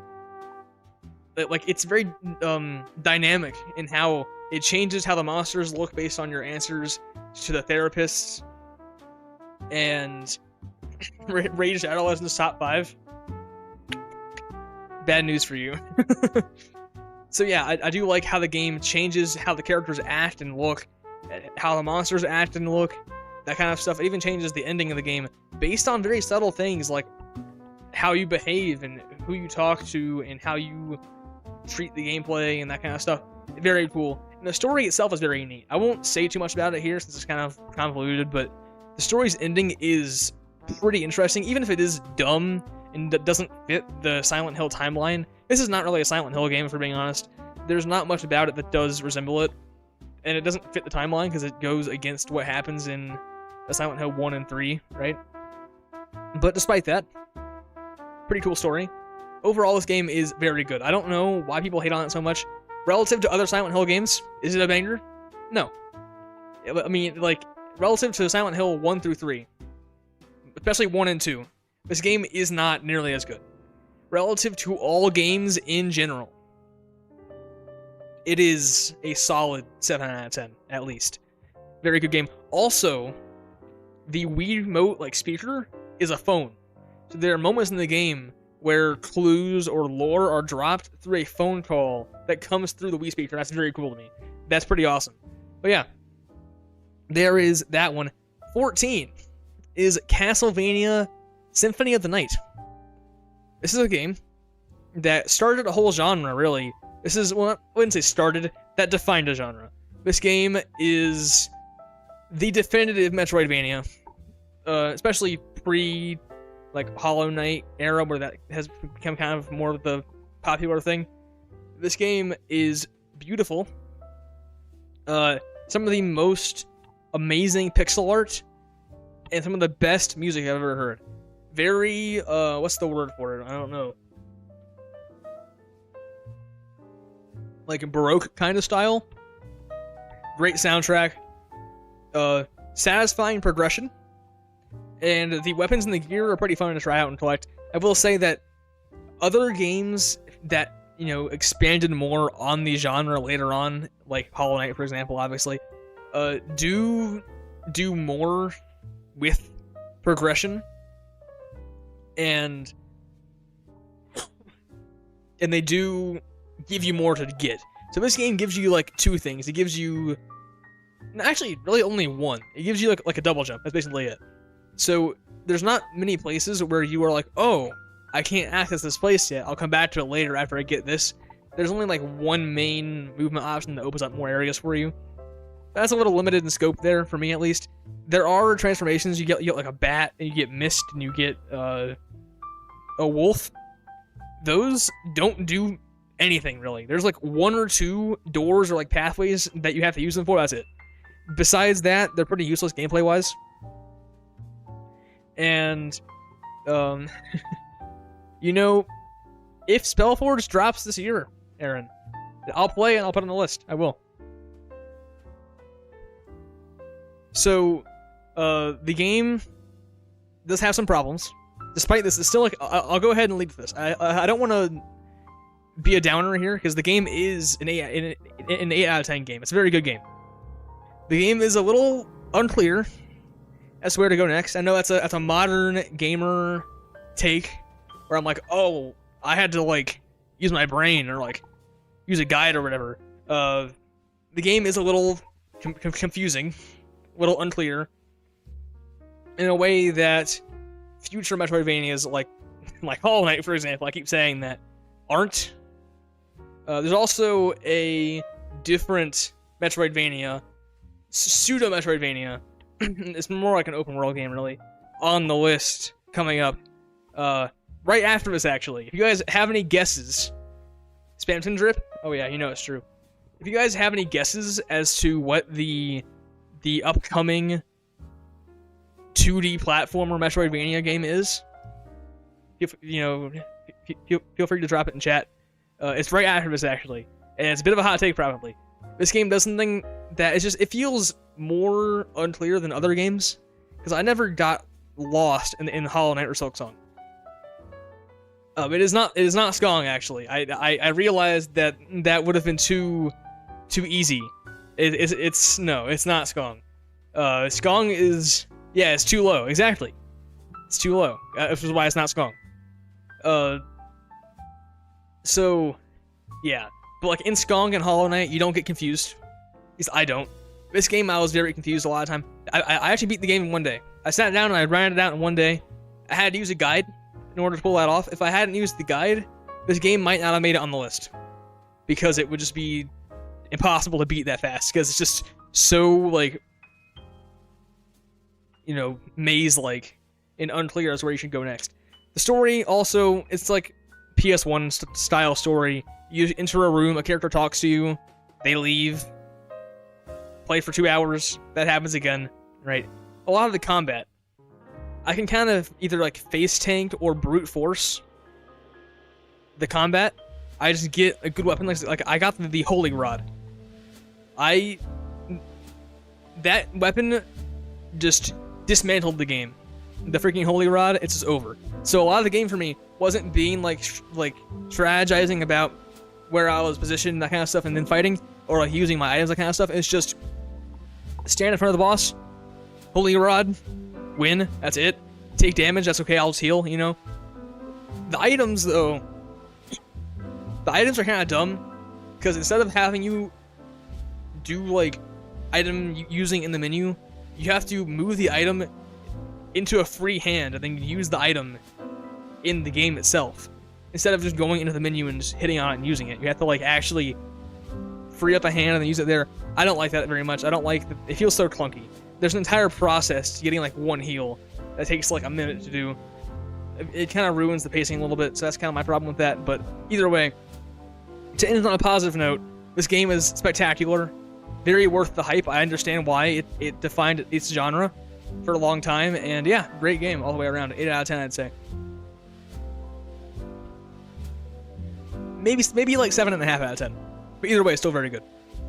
Okay, the next game is one that no one here guessed.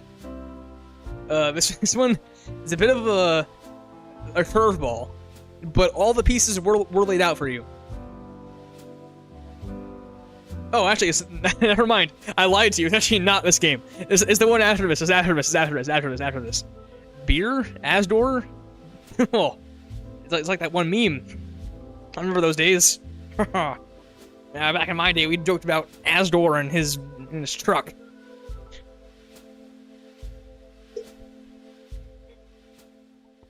Okay. So this game is not the 2D platformer Metroidvania I was talking about. I just forgot where I was in the list. What's up, Legochair? This game, it's a very fun game. This game is one of the best Kirby games. Let's go problems first. There are a few required collectibles. Required for the true ending, once again, a very OG Kirby kind of problem, where you have to get these in order to get the true ending, that are kind of lazy, because it's just like, oh, you need to get stone and needle combination, and then come to this block and break it with that, and it's like, okay. There's no real puzzle behind that. That's just kind of like a fetch quest, kind of. That's the problem, a little bit. Some of those are kind of lazy and annoying. Also, actually, that's it. So, that's the bad news.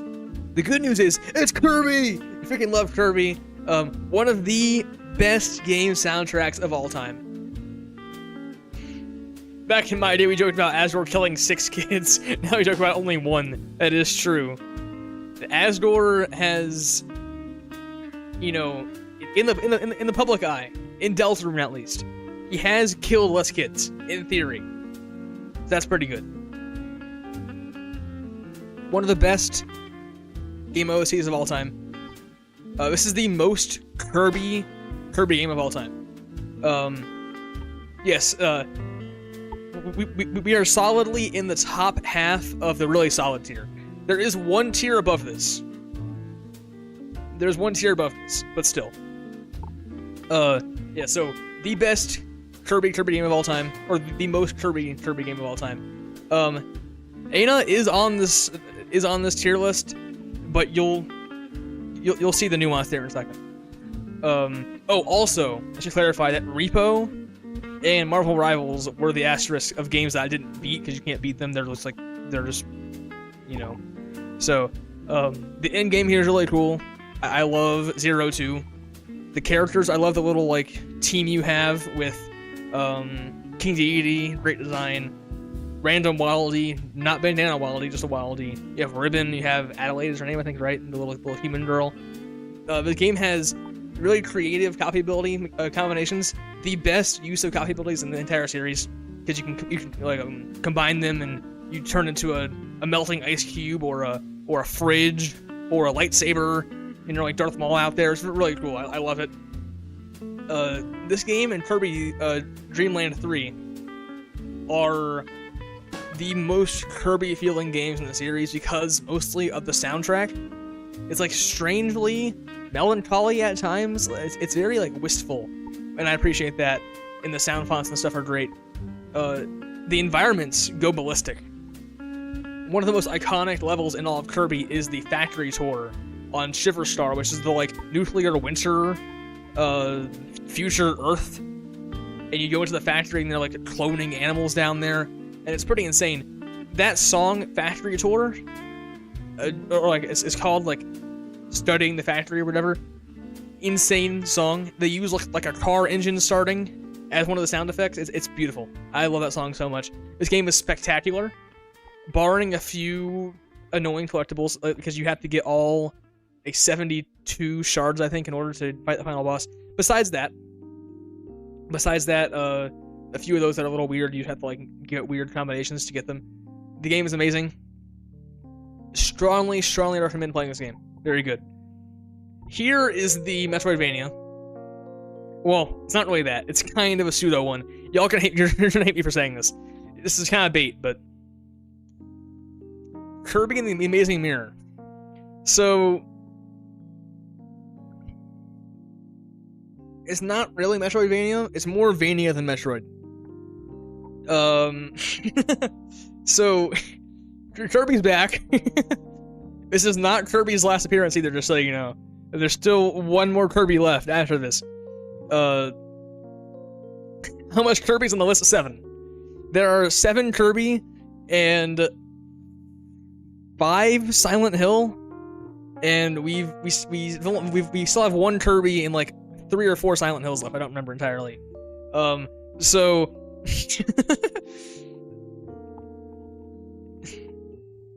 oh my goodness, mods, ban Cersei, get her out of here.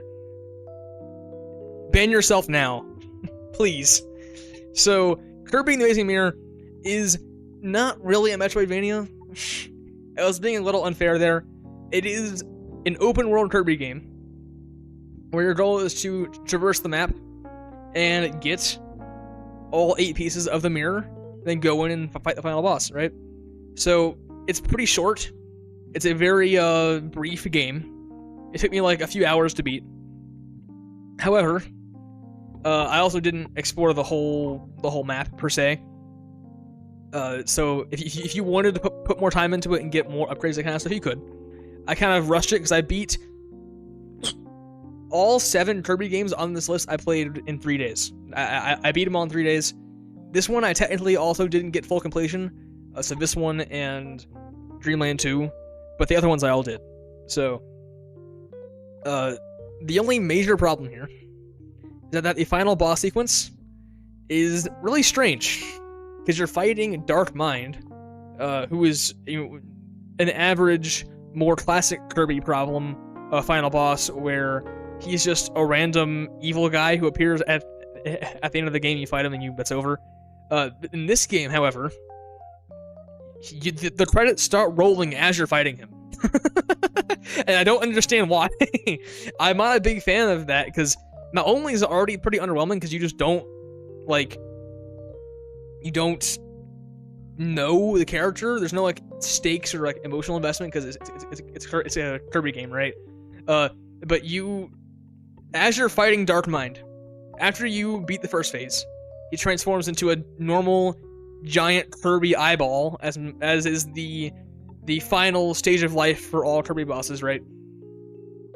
And then after you beat that version of him, that phase, it goes into another classic Kirby trope, which is the final phase of the final boss being a, like, bullet hell shooter kind of thing. And during this shooter, the credits start rolling.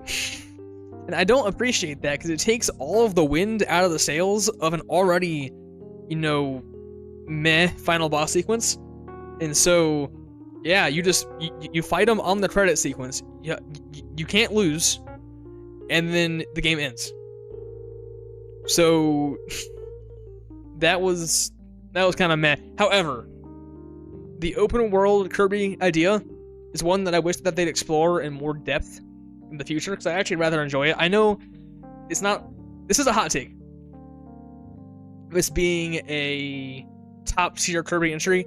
There's only one game on this list. This is top 7 for me, but it's top 2 on the list, and that's probably a hot take, but I do enjoy the exploration, that kind of stuff, a lot.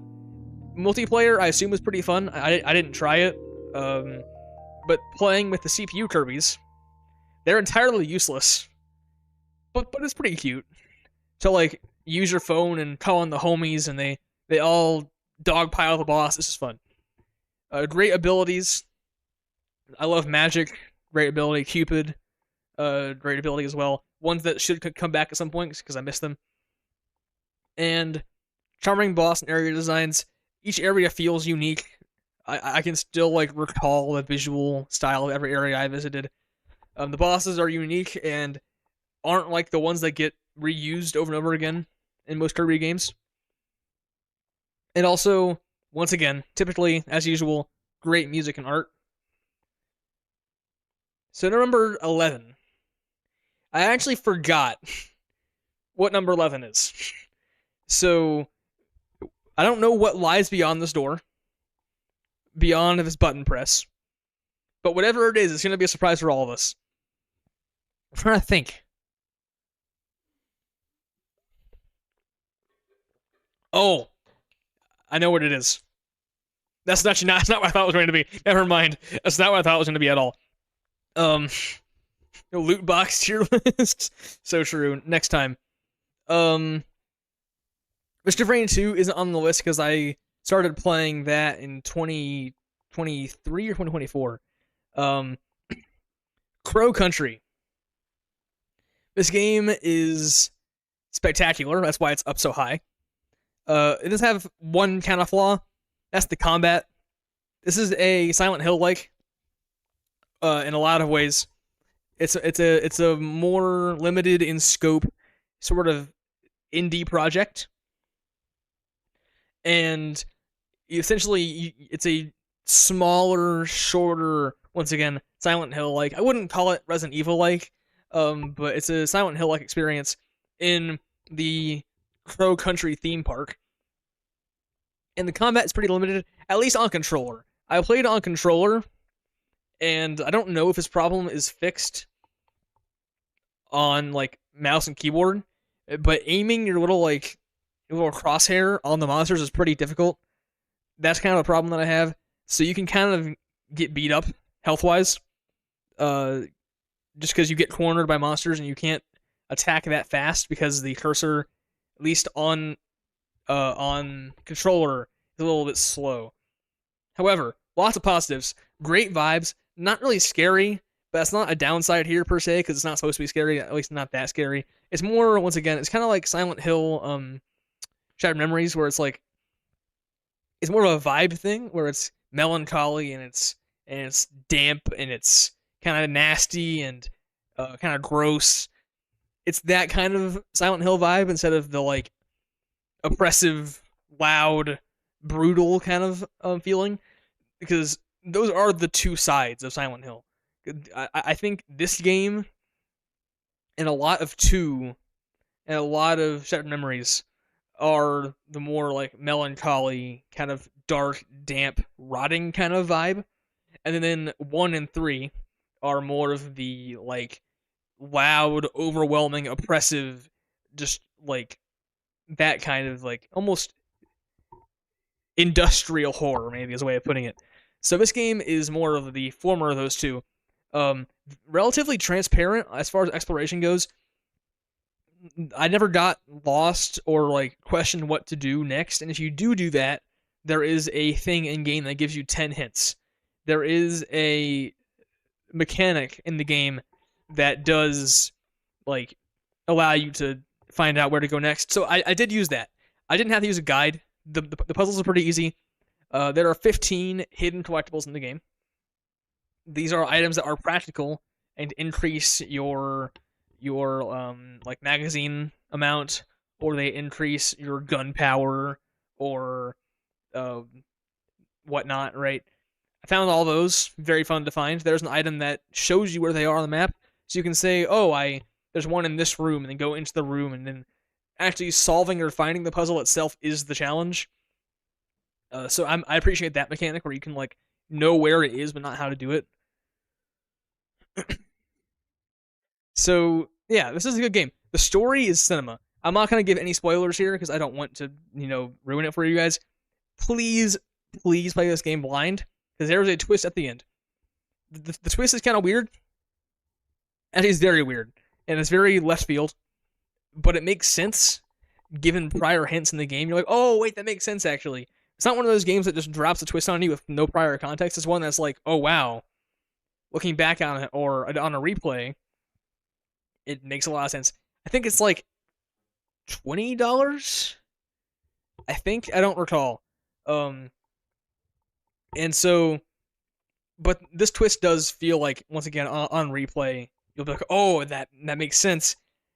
The final reveal that ties together one of the first things that gets set up in the game is actually optional, which I don't appreciate that, and that probably should be on the negative side, which is that, once again, I'm not going to say it, but there is a number that is written in blood all over the theme park, and it's one of the first things that you see in the game. And the main character, Mara, who is a great character. She's really fun to play as and has a lot of personality as well. But the main character, she's like, oh, there's this code written in blood. There's a number here written in blood. It's probably a code for something. And you go through the game and you see this number plastered throughout all the walls and stuff. And you're like, that's a pretty weird code that keeps getting shown on the walls. Where does it go? And I beat the game. I get to the end. I have all secrets, that kind of stuff. And I never use the code. So I'm like, what was the point of the number? Well, I won't tell you what it's for, but it's not in fact a code actually. And it's actually revealed in a piece of paper that the final boss hands to you prior to the final boss that the game does not automatically read to you. You have to go into your menu and look at it yourself for the first time. There's no other item in the game that does this. The number is 6-7. The number is 6 to 7 days timeout. Mods get them. So it's like no other item in the game that is lore relevant or story relevant or like gameplay relevant forces you to go into your inventory and look at it or like inspect it. It's always, it just shows it to you. Like you pick it up and it just shows it to you. So I figured, okay, the final boss gave me this letter or this paper or whatever. Either it'll show it to me automatically, or it will after I beat the boss, because he gives you the paper and then boom, the fight just starts. And then after the fight ends, the game is over. And if you don't inspect the paper during that boss, which lasts like a minute, like I tore the boss to shreds. If you don't inspect it during that time, you just don't get to see it. You don't read it after the boss. It's not mentioned ever again. But that element, like that paper, is one of the coolest ideas I have seen in a story. It ties the whole thing together. It's actually one of the most creative story ideas I've seen in a long time, especially for a game like this. So yeah, I strongly recommend either watching someone play it or playing it for yourself and seeing it for the story mostly. For the story and the vibes. The gameplay is alright, but the story and the vibes are great. And very, very strong. This is an easy 8 out of 10 game. Very, very good game. And alright, next, starting out the top 10, is one that you guys are probably rather tired of at this point. It's... Oh, never mind. I'm so wrong. How is it not here? Never mind. Silent Hill 3. That's the next one. That's Trust. Next one. Silent Hill 3. This is a very good game. That's why it's at number 10. I'll go ahead and get the negative out of the way first. My biggest flaw with this game, my biggest problem that puts it below other games that we'll see coming up, is the combat. Enemies are so poorly placed and in such high number, but despite this, the game does not fix... It doesn't improve on the combat system from Silent Hill 1 and Silent Hill 2. It plays almost exactly the same, but doesn't account for the number of enemies. And also, there's so few bullets in the game. So the main strategy is using the katana, which is an optional item, but it does cut through enemies pretty well. The problem is that just like you attack pretty slowly, and you're in a hallway that's like your earbuds are getting just blasted with just metal clanking and like the freaking screams of the damned or whatever.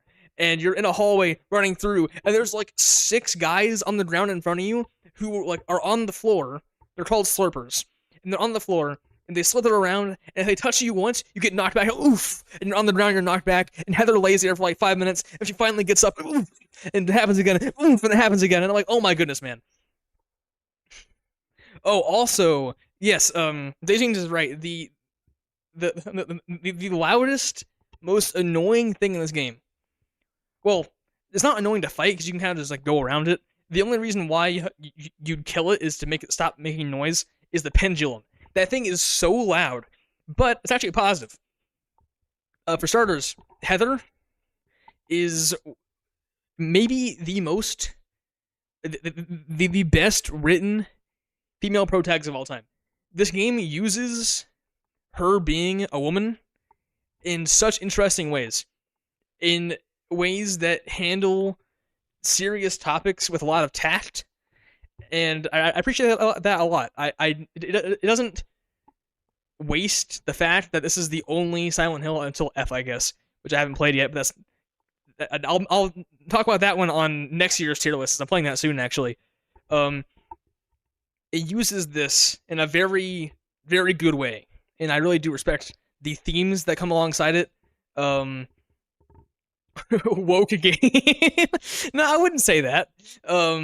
It's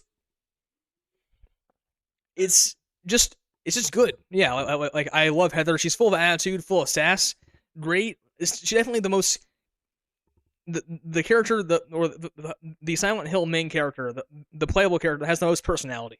No other playable character has this much personality behind her. It's kind of the jump from playing as the Knight in Hollow Knight to playing as Hornet, where like Hornet like has like her own attitude, you know?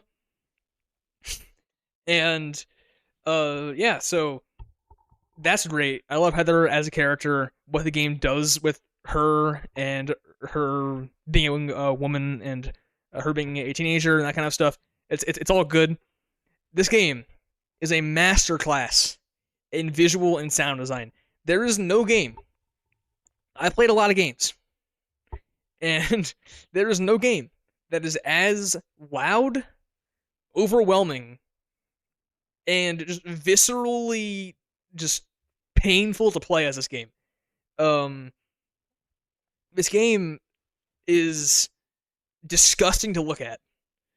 Well, to clarify, it looks amazing. This is a PS2 game, and the increase in quality from Silent Hill 2 to this game is insane. There are more polygons on Heather's face than James's like entire body. This game makes the PS2 look spectacular, and it's great. But the way that the areas are designed are just so brutal and so disturbing and so loud, and the sound design is amazing. This is... I can't say it's the scariest Silent Hill horror game, because a lot of its horror does rely and lean on this factor, which is good. Story-wise, it's not nearly as haunting as Silent Hill 2, in my opinion, which uses its story as a lot of the fear. It's more psychological in that sense as well. But yeah, this is easily the most visceral, brutal, overwhelming horror experience on the market. It's legitimately, like, fight or flight sometimes. It's insane. Once again, characters are great. I already mentioned Heather a lot. But also, not just Heather, but Douglas is a great character. Vincent is a great character. I do think that this game has some of the best characters as well in the series. So, this game is, once again, like the ones around it, in 8 out of 10, 8.5 out of 10. It ranks at 10 on this year's list. But that just goes to show how good the top 10 is going to be. Because we're already starting here. This is number 10 of 10 of the top 10. So this is a spectacular game. The most frustrating game in the series that I've played so far that I finished. I actually started Silent Hill 4. I couldn't finish that. That was nonsense. But yeah, its biggest flaw is just that the enemies can make it more frustrating and scary sometimes. But that's whatever. In general, excellent game. Strongly suggest you play it. Number 9 is Kirby. So, as good as Silent Hill 3 is, Kirby Triple Deluxe is a delightful game. A delightful experience all the way around. This is probably a top 5 Kirby game for me. Aaron was right. Aaron was very right. This was the one that I thought was number 10, but it's actually number 9. So, Kirby scares me more than Silent Hill at this point. That's fair. I mean, Kirby has been haunting this list The main problem with the game, the only real flaw. So, as someone who likes to get full completion, especially on games that like track it, that have like a percentage number, for example, which Kirby games are known to do, is on your profile tell you what percent you're at. This game, like Robobot after it, which is an amazing game, does have a collectible called the Keychain, and you get them from levels or from other like side modes, that kind of stuff. And there's 250 of them. Plus, there's more. And the issue is that you don't get a new one each time. There's a chance that you get old ones. So you're not guaranteed to get a new one. In fact, they're only guaranteed to stop spawning, like in old one, like on repeat, if you have 10 of that keychain. So the only way to guarantee that you will get a new one is to have 10 of every other one, which makes it kind of brutal. Now, of course, it's not quite that bad because, I mean, the game does, I think it does favor newer ones over older ones, but as you get towards the last few, the grind is pretty bad. Still a top 5 Kirby game for me, up there with Epic Yarn and Return to Dreamland and those kind of games. Amazing. It's breathtaking environments and music. I mentioned Epic Yarn. That's my favorite Wii game. That's my favorite Kirby game. That's my favorite game. Just kidding. No, it's like top 15 probably though. And this game is the closest that Kirby has gotten to that same vibe as Epic Yarn in a long time. Fun side games. You have the DDD Drum Dash rhythm game. You have the DDD Tour, which is a fun play on words, where you play as DDD throughout the game, which I do prefer playing as Meta Knight because he's like faster and cooler in my opinion. Well, I think DDD is a cooler character, but like the gameplay of Meta Knight is cooler in my opinion. Modern Kirby capabilities are peak because they play like Smash Bros. So this is where Kirby games started to. Well, this isn't where it started, I guess. This is the second game in the series to use a more modern combat approach where you get like different like directional inputs, that kind of stuff. Meta Knight is faster and can freeze as the is so true. See, that's the kind of brain rot that the stream actually appreciates right there. At least I appreciate it. So yeah, like each capability has lots of uses for like you essentially have like up B and side B and down B, that kind of stuff, right? And there's lots of cool ones like true. If you jumped around the stream, you would find a lot of Kirby. Like the odds of you jumping around and just hitting every Kirby name are pretty high. But anyway, so this has been the Kirby stream. But either way, so they add new capabilities. There's like Beetle, there's Bell. That's it, I think, actually. But Beetle and Bell are pretty cool. Also, the Sunstones are pretty cool collectibles. They're all pretty intuitive.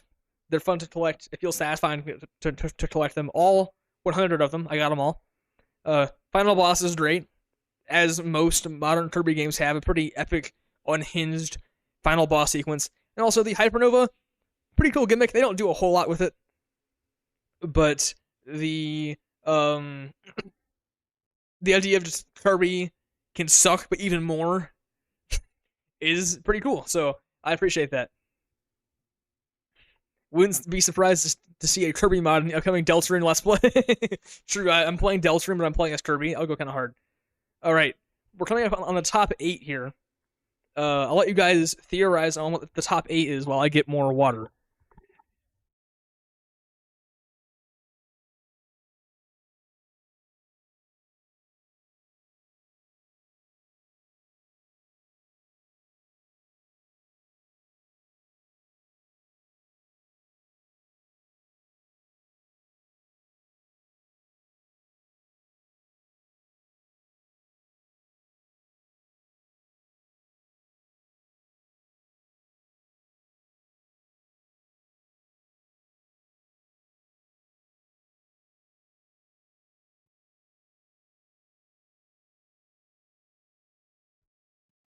Silent Hill or Kirby. I'm seeing a lot of Silent Hill or Kirby. This is the last Kirby game. This is the last Kirby game. I actually didn't play Air Riders, nor do I intend to. I'm gonna be honest. I know that's harsh. Man, that person who asked me if I was sick just freaking hexed me. Like, I actually am getting kind of sick now. James is right. It is in fact Persona. So, Whack-a-Pole, if you're still here, if I'm in like your background on your like second monitor, take me and drag me over and drop me onto the main monitor and log in. If you have Persona right here. So here we have Persona 3 Reload. This game, despite being number 8, is okay. Ping Whack-a-Pole right now. Get Whack-a-Pole here. No, he's going to be here. Find him. Drag him over here. Get him. Come on. So, this game is number 8 on the list. Technically, I will say, I beat this game on January 1st of this year. However, my tier list, my rules. So, I still added it.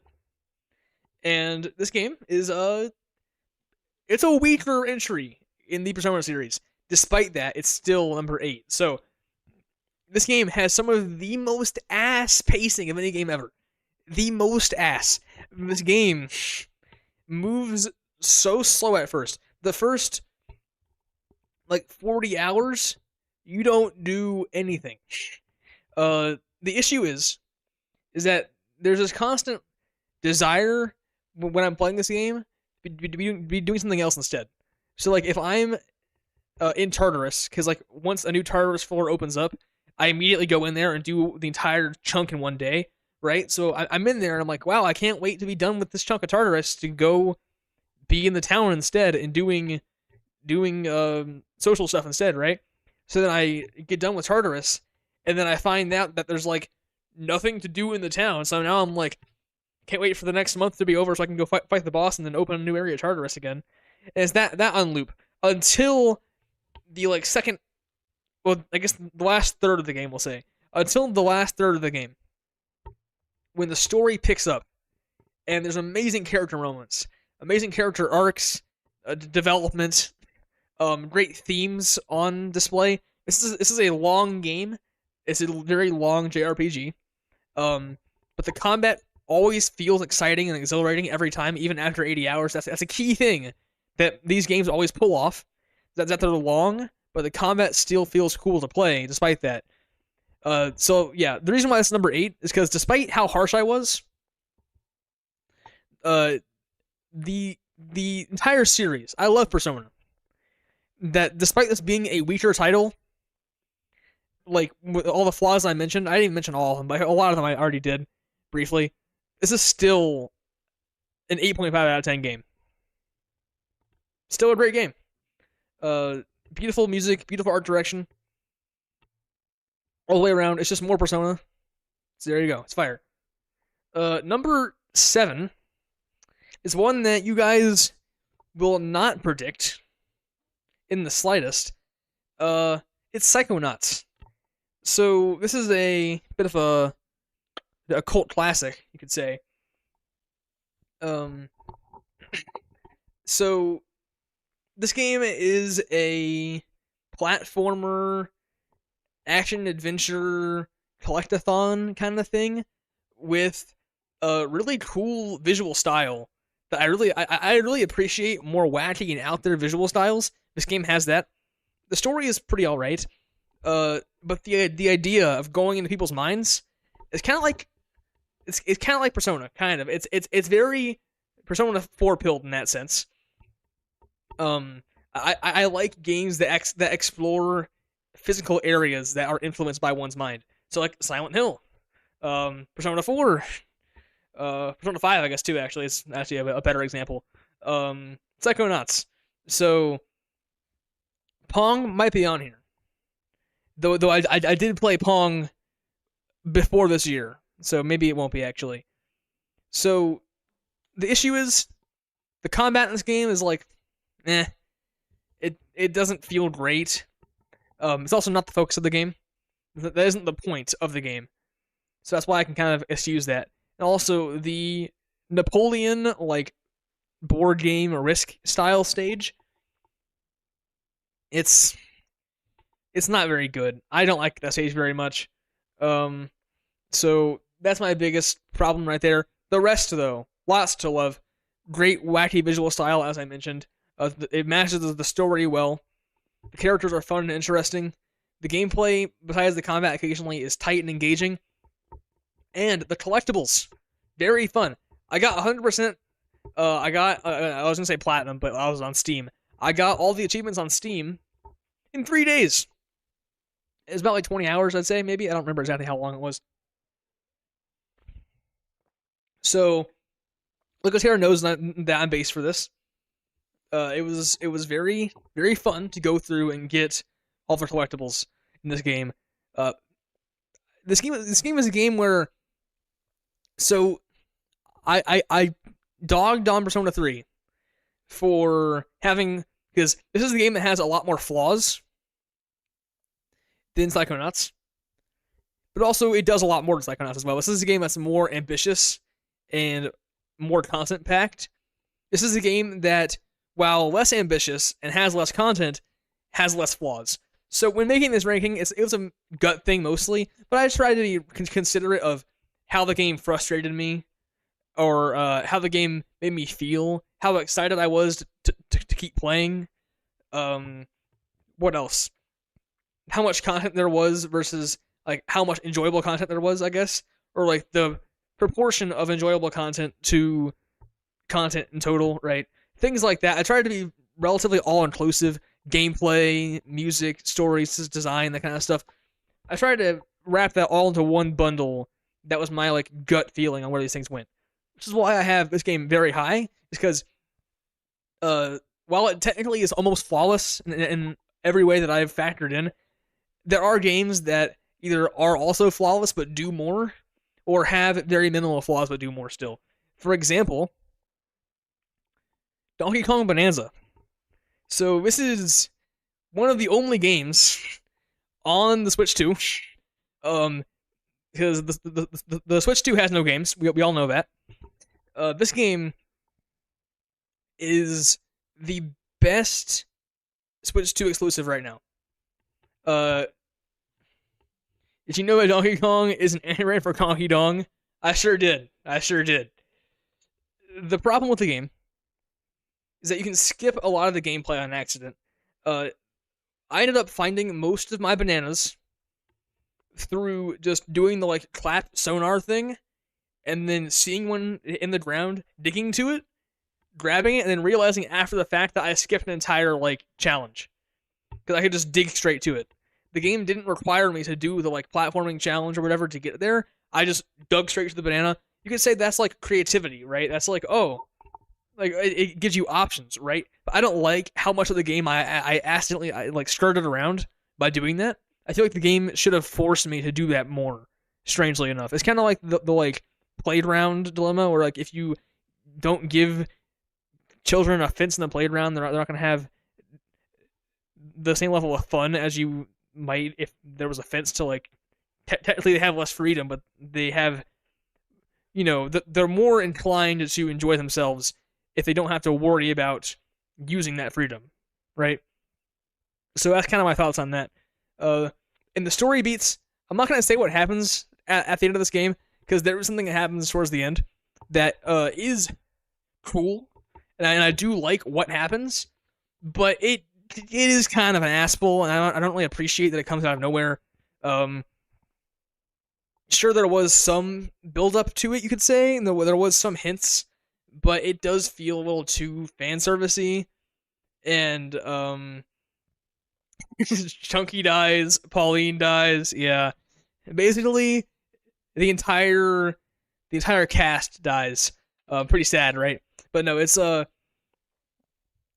mostly kind of fan servicey, and it feels like it's kind of out of left field, and it also does sideline the previous main villain, who it's probably already spoiling at this point, but the main villain up to the like last hour of the game is Void Kong, who's a new character, and I do like him a lot. Actually, he's pretty interesting. He just gets immediately sidelined, and that's just it. right? Yeah, all of us know the first place. All of us know what it's gonna be. So really, the better question is, what is second place? So I'll let you guys discuss second place right now. And first place we already know. Yeah, first is Fortnite. Hi, welcome to the stream. So, anyway, Whack-a-Pole. There you go, Persona.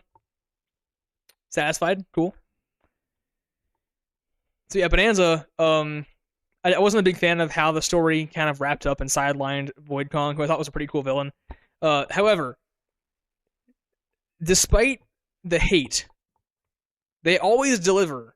Well, almost always. I'm not a big fan of Mario Kart World, as you guys know, but I finished Fortnite. Yeah, I beat Fortnite, guys. I have beaten Fortnite.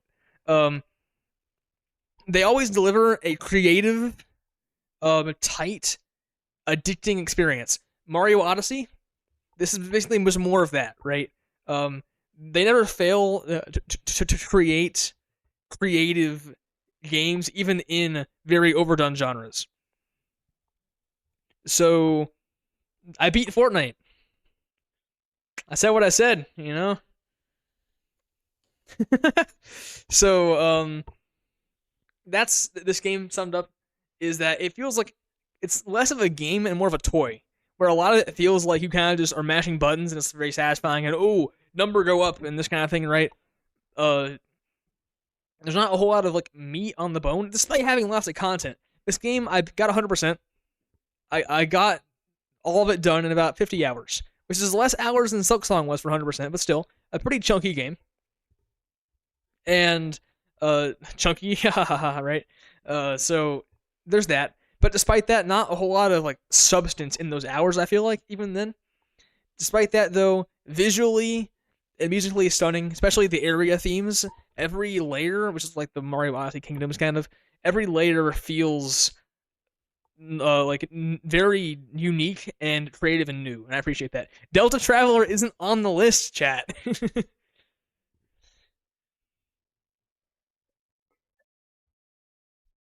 However, I will make an addendum to this slideshow once we get there, because there is a moment where I should, mention Delta Traveler at least. Well, I did add Deltarune. Oh, not Deltarune Yellow. I haven't played that. Undertale Yellow, previously on the list. It was like 27, I think. It was pretty far back. Because actually, no, it was 25, I think. Right, 25. I don't remember anymore. Either way, I did add a fan game. I didn't add Delta Traveler because it's not like a finished game. I know Deltarune itself isn't finished either, but it had its full launch this year. I probably won't add Deltarune on next year. If I do, I'll just be Chapter 5, of course. So I didn't put Deltarune Yellow, Delta Traveler, because not only is it a fan game, but it's also an unfinished fan game.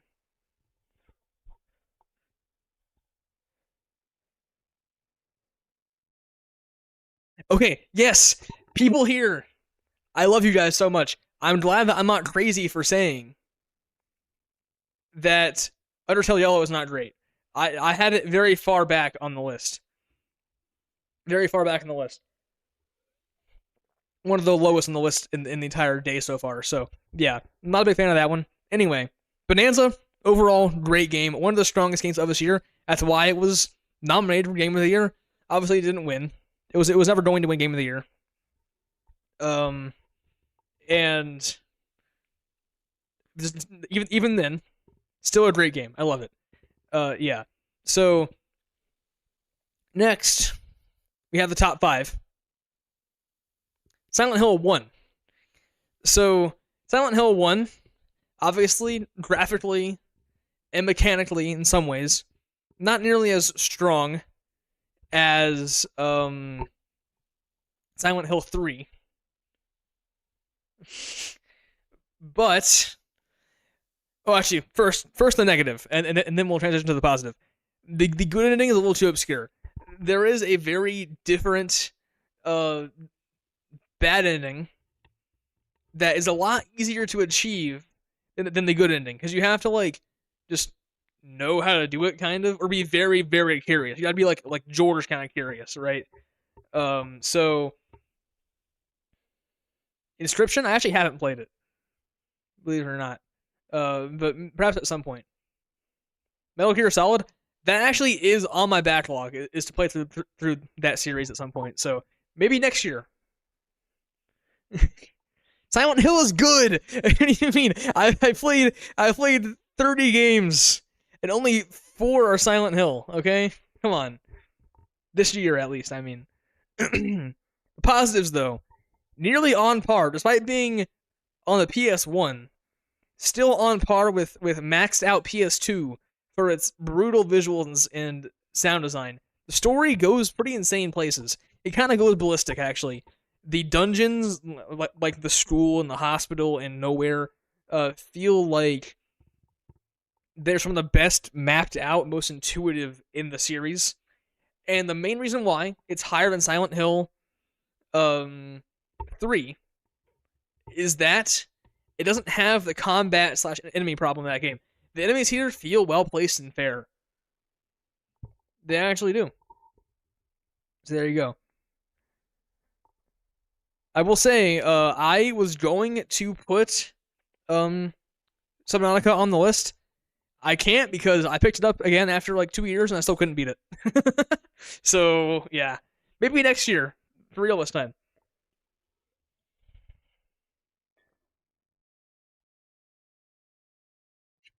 14 Kirby games, 14 Silent Hill games, Delta and Undertale. Yeah, that was the whole list. If you guys are just tuning in, welcome.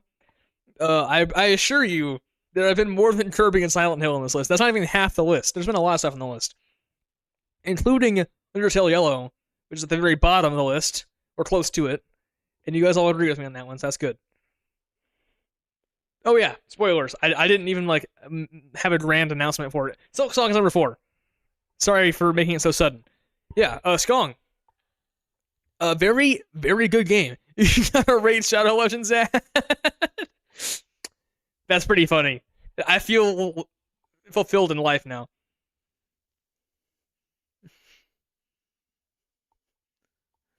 Real estate? You know, I actually can delay ads. No, it's not second place. There are 3 games above this. Yeah, but still, Silksong is very good. It's one major flaw. Well, I guess 2 actually. I forgot I had 2. Especially pre-patch, does feel artificially challenging and punishing. I don't think that having environmental hazards do 2 masks is a good way of having challenge. The best bosses in this game are the ones that have challenging movesets that still feel tight and fair, as opposed to the ones that are like, oh, big guy that rams into you and does 2 hits and then knocks you into his ad that he spawned, and then now he does 2 hits too, and then you fall into lava and that's 2 hits and you're dead, and it's like, okay, whatever. Right? So, and also, there are a few walkbacks. Obviously, the last judge walkback is pretty infamous. They did fix, as Eugene said, they did fix some of the hazards doing too much damage and some of the walkbacks, that kind of stuff that made it more fair. So this is mostly a pre-patch problem, is that just some things just weren't challenging. They were just unfair, I feel like, or like artificially challenging. So this is the common response to this was always skill issue. Like on Reddit, for example, if you ever touched the cesspit of Reddit, oh, it's not artificially challenging, it's not unfair, you're just bad at the game. What's your problem? Get a load of this guy, right? And then it's also just like, I got 100% in this game while doing school in the first week of it coming out. I beat it pretty fast. I have 112% in Hollow Knight Original, right? I didn't die that many times.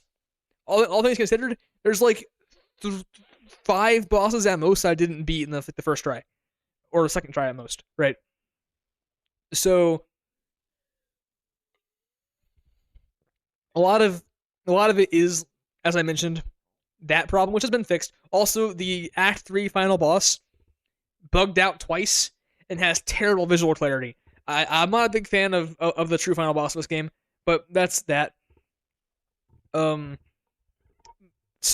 the other problem is that the soundtrack feels too quiet.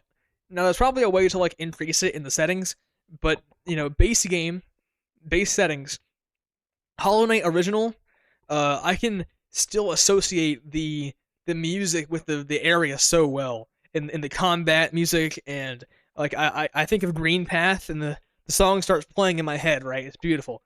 This game, I couldn't tell you a single place or like what song goes to a place besides Choral Chambers, and that's only because I heard it afterwards. I didn't hear a single song in this game, despite having headphones on. I had headphones on, pretty loud volume. All I heard was yeah, right, and it's just like, okay, so yeah, exactly. The sound effects were pretty loud relatively to the music, which is, this game has a good soundtrack. My headphones aren't bad, Cersei. In fact, I actually got new ones, believe it or not, and they don't die like as fast as they used to. See, I also cheesed Morwing. I could not cheese the Savage Beastfly, which appears twice, right? Hate the thing so much. Anyway, so I wish that they did have the music mixed a bit louder so I could hear the actually great soundtrack this game has. I just felt like I didn't get the chance to experience it in-game the way that I could for Hollow Knight, which did diminish its impact on me relative to the first game, at least. Alright. Top 3, here we come. But first... Oh, actually, wait. Positives. Sorry, I was just dogging on Hollow Knight with no positives. The combat flows so well. So, Hollow Knight, the original, this is the way I always put it. It's not entirely, like, genuous here, but the first Hollow Knight is a Metroidvania, right? Silksong feels more Souls-like in its combat, and it flows so well. Like the way Hornet moves, the like dash attack and bounce off, and you can like do all kind of stuff. You can jump over him. Pogoing feels great. The different combat styles, that kind of stuff. It's great. The soundtrack and art direction, once again, amazing. I love the soundtrack from what I've heard, at least, which is not much considering I couldn't hear a lot of it for most of the time.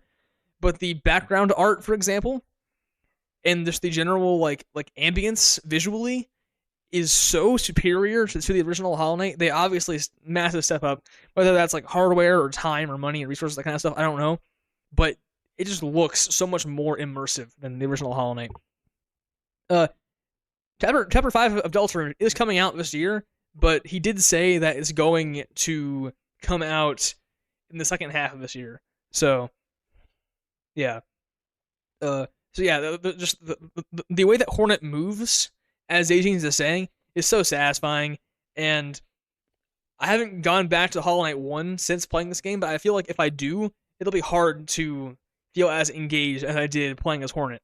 Also, once again, Hornet just has personality. I mentioned this with my Heather comment in Silent Hill 3. Hornet has personality that adds a lot to this game's world as well. And the story is, compelling, and it's pretty in-depth as well. Getting 100% felt pretty fun, fair, and challenging.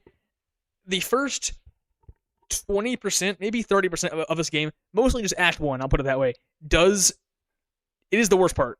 I do think that especially pre-patch, once again, because I played this pre-patch, the first act does have the most problems. Then after that, it's pretty smooth sailing. Once you can overcome the brutality, maybe it's better now than it used to be, but the brutality of pre-patch Act 1, getting 100% felt really nice. So, this is a beautiful game. I know I've dogged on it a lot, but still a beautiful game. That's why it's number 4 of the year. And yeah, this is one of the games that I most strongly suggest. See, for those who drop the game in the first half, I understand. Because it's brutal. I think that you should give it another chance, especially if you played it pre-patch. I don't know, when you last tried it. Apparently, it's gotten a lot less vicious, and it is worth the payoff. It is worth it, I will say. Deltarune Chapter 5 has a 0% chance coming out tomorrow. So yeah, see, people, mods, ban anyone in chat who both here and in our server too, who even suggests that Deltarune is coming out tomorrow, bro. It's like, Aaron, get him out of here. Ban yourself now. Tricky Tony himself told us that it's coming out second half, you know? And he is tricky, but he's not that tricky, you know? That's the way I see it. Anyway, that's number 4 on the list. Now, start cooking up your top 3 in your head. What do you think are my top 3 games?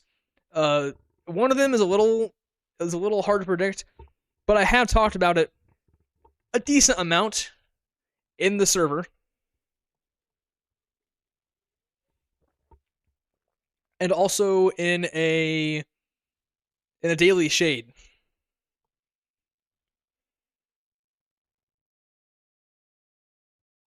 Cuphead? Nah. That was a while ago. Well, first though, let's do some honorable mentions or some like up and coming. We have Mindwave. Now, this is a very short demo, very little content, and Deltarune will come out between July and December. That's when you know, that's his own words, so I trust it. So Aina Dream Barbecue is a great short experience. It's the equivalent of Deltarune Chapter 1 kind of in length.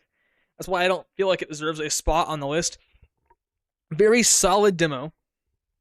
Mindwave, I hadn't heard of it until people in the server brought it up to me, and it's gotten pretty popular there.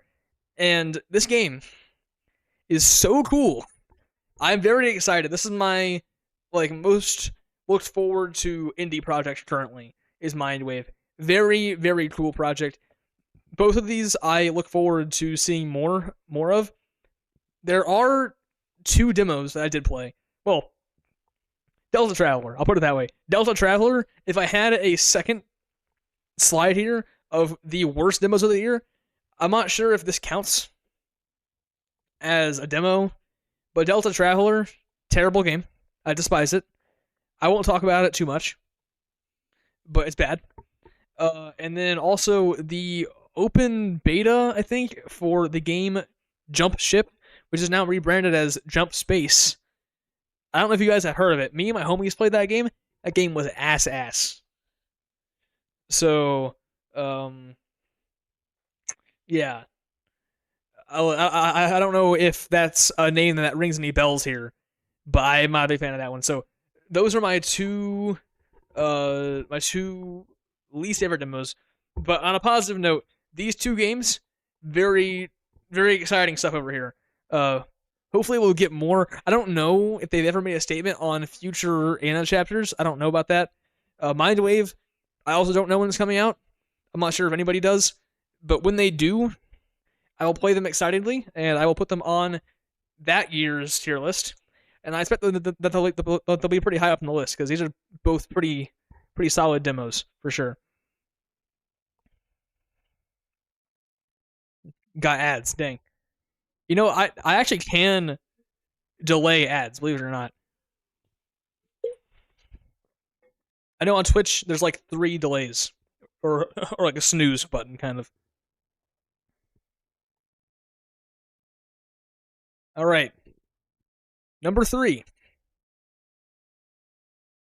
The 3rd best game that I played this year. I've seen it in chat a few times. Catherine Full Body. Now, I have not played the original Catherine. I might at some point. But this game is... I'll drop this first. These top 3 games are all in my top 10 favorite games of all time. In fact, maybe even top 5. This game might be my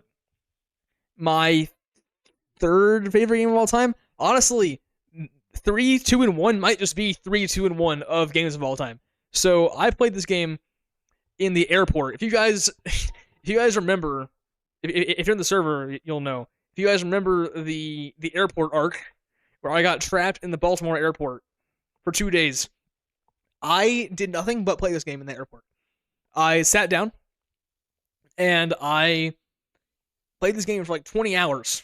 Beat the game. Spectacular game. I love it for so many reasons. In fact, there's only positives here. Many accolades. The gameplay is, there's no game like this. There's no game that scratches this itch. It's engaging. It's brain racking. It's addicting.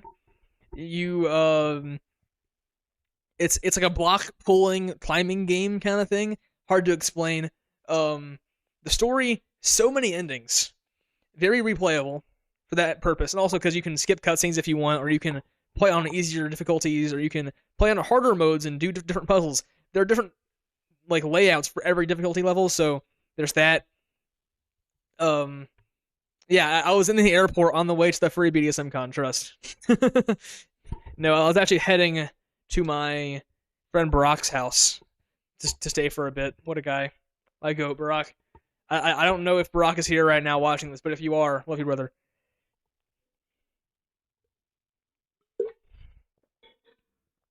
Also, there are extra game modes, namely the what is it, like Babel? It's like the like more like free play kind of mode kind of deal, where you can play as Joker Persona. I'm not playing with my hair, bro. So anyway, Joker Persona 5 is a playable character in the side mode of this game. Amazing OST with a variety of styles. A lot of the music is rearrangements in various styles, often more like a metal rock kind of style, of famous orchestral pieces from a variety of people. But the elegance in the class that this game has, because obviously it takes place mostly in a bar. I mentioned this in the server previously. I love the... I'm doing it again. Dang it. I love the class of like a bar aesthetic when it's not trashy, of course. And this game is not. It's very classy. Like jazzy piano kind of style place. The characters are very compelling. I gotta say, down bad for Catherine. I won't clarify which one. There's 3 options. Choose one. I'll let you guys do your own math on that one. Funny, compelling, well-designed characters and story. The story is great. The music is great. This game is so freaking good. If you guys play 3 games on this list, make this one of them. In fact, make the top 3 your 3 games, actually, obviously. We all know which one. I'm not sure you do. I'm not sure you do. Can I stream mobile games? I could. I think. I'm not sure I would, though. Not sure I would. Unless one day I got big enough to have like bounty to like play some like Genshin clone knockoff, I might do that. It is on console. In fact, actually, this game, as far as I can tell, isn't on PC. Because normally I play my games on Steam for the most part. I actually got this one on the Switch too, which is why it was so nice to have in the airport. Because once again, the Switch 2 has no games. I was in the airport in August, which was before Silksong, but after Donkey Kong Bonanza and Mario Kart World. This is the only game that I had on my Switch 2 that I hadn't already maxed out. It is on PS4, and I know I have a lot of younger viewers in the audience. Don't suggest this game for younger viewers, but it's a very, very good experience. For sure. Number 2 is a game that I have talked about a lot, and I intend to talk about a lot more now. You guys have mentioned it. You guys have predicted it. I've seen a lot of this one mentioned before. This is essentially number 1, because we all know what... I guess it depends. I would say, like... I mean... to be safe, I'll say 18. It's not like SFW per se, but you know, I tend to lean more conservative as far as ages go when so I can't talk right now. Suggesting games to people because of the fact that just like everyone mentally, you know, might not be ready, you know, for a game that has more mature topics and moments. I also just don't want to accidentally like suggest something that's like too raunchy to a child that kind of messed up. So I'll be safe and say 18. Mario Kart 64. Well, that's not it. It is Silent Hill 2. Also, I'll clarify, the main reason why I hold back on this game until 18 is mostly because there's nothing like explicitly sexual, but there is like it's a game that's mostly like about sex, to be quite frank, in a tasteful way, not in a like gooner way, but in like a tasteful way. That's kind of why I would make that suggestion. Anyway, we call it Silent Hill 2 because it's ranked number 2 on the list. And Jazz, it's back now. This game, this is the original. So I am currently playing through the remake. Because it's already gotten dark outside where I am, I'll probably hop on the remake right after I'm done with the stream here. This is one of the best games ever. This is probably my second favorite game of all time. There's Deltarune. Oh, I didn't say that. Kosal, you're a hater, bro. I'm probably not gonna stream it. I'll probably just play alone. Though I might stream the Silent Hill 1 remake. I might also, yeah, I'll do that probably. Maybe we'll see. So, this game, Catherine Fullbody, Persona 4, and the other game coming up here, which we don't know what it is yet, is probably my top 4 games of all time. This game, one of the best soundtracks of all time. Beautiful soundtrack. It's funny how it can go from... Oh, true, Sally Face. I haven't played Sally Face yet. I was gonna do that for you at some point. Granddad, true.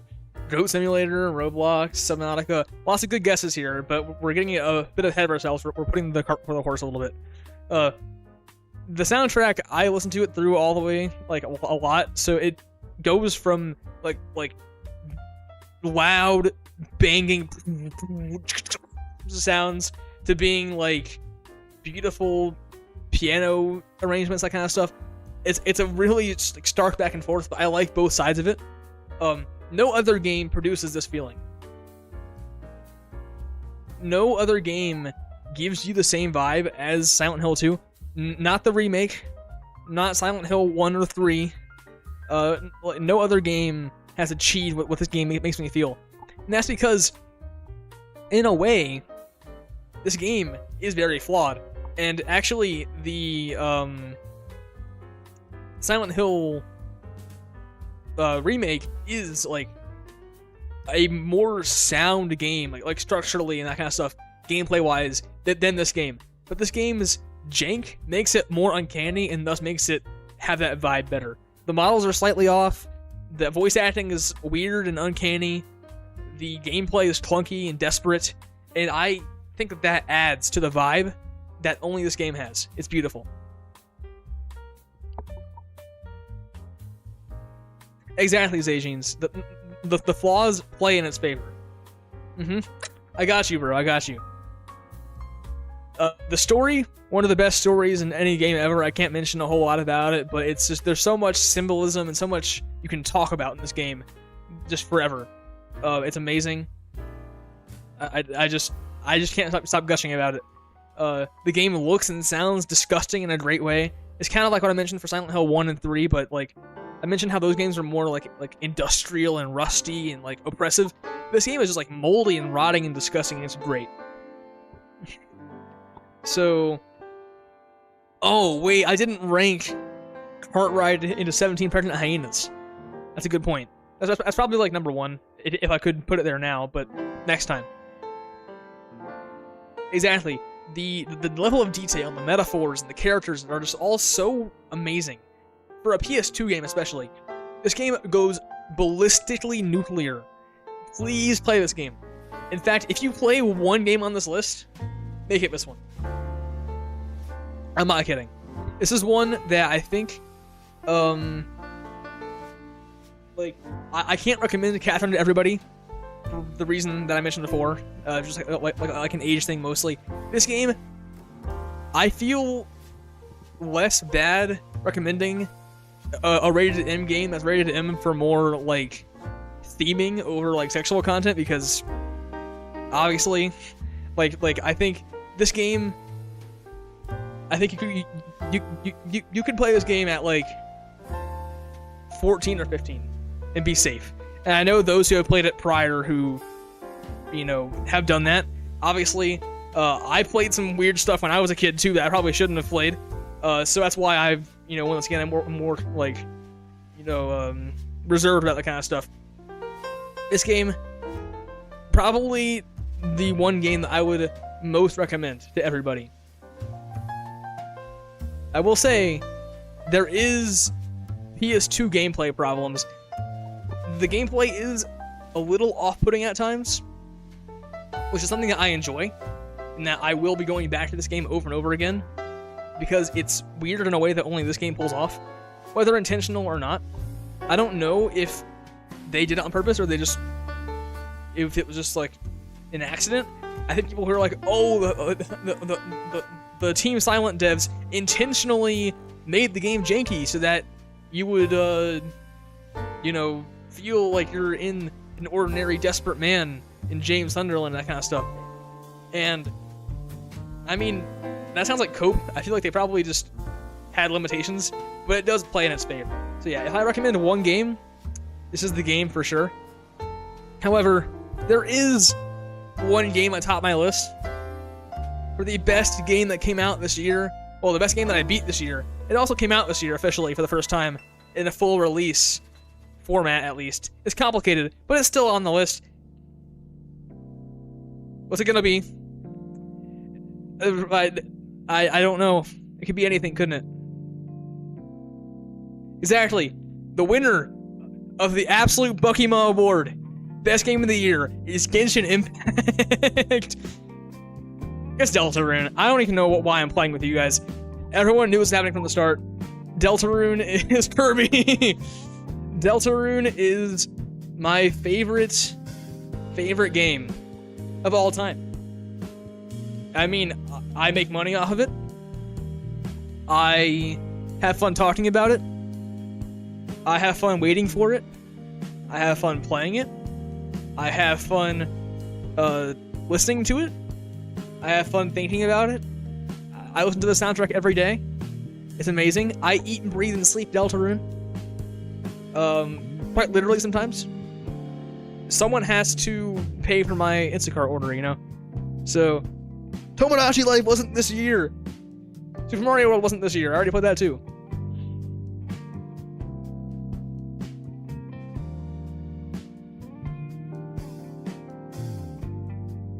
Live, laugh, love, Deltarune. Indeed, those are the 4 words I live by. So, that's the entire presentation there. One second.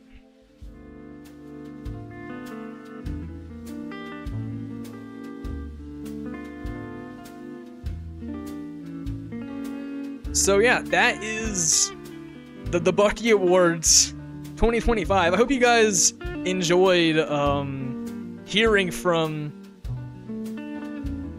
me, I guess, about the games that I played this year. I know I haven't streamed for a long time, and when I have, it was always Deltarune or Undertale adjacent stuff. So this is a bit of a look into the games that I play, you know, as a Deltarune content creator, but I'm also just a guy. First and foremost, I'm just a dude who likes playing games. So if I'm still kicking, you know, on the platform come next New Year's, then I will be sure to do this again, because I had a lot of fun talking to you guys about the games that I hated, the games that I loved. All else in the middle. Bro's a dude. Yeah, for sure. I think Chapter 5 will definitely have some big moments, especially taking the pacing of Chapters 3 and 4 into account. Just, like, the Knight and the Titan stuff came so fast, we really can't know what to expect. It's one of those things where I do think that the most likely course of action is that we get a big Des lore dump, or like a Knight lore dump via Asgore, and then we go into the shelter towards the end. But even though that feels like it makes sense pacing-wise and story-wise, that also, considering no one predicted what happened last time, might mean nothing at all, so I don't know. True. If you guys are already betting on next year's Bucky Awards, you can be sure that Silent Hill and Kirby are safe bets. Actually, don't put bets on Kirby, because I already played all the games now. There are no more mainline Kirbys for me to put on the list, unless I play the like spin-off games. Maybe, I don't know. Caked Up Worm. True, that is happening.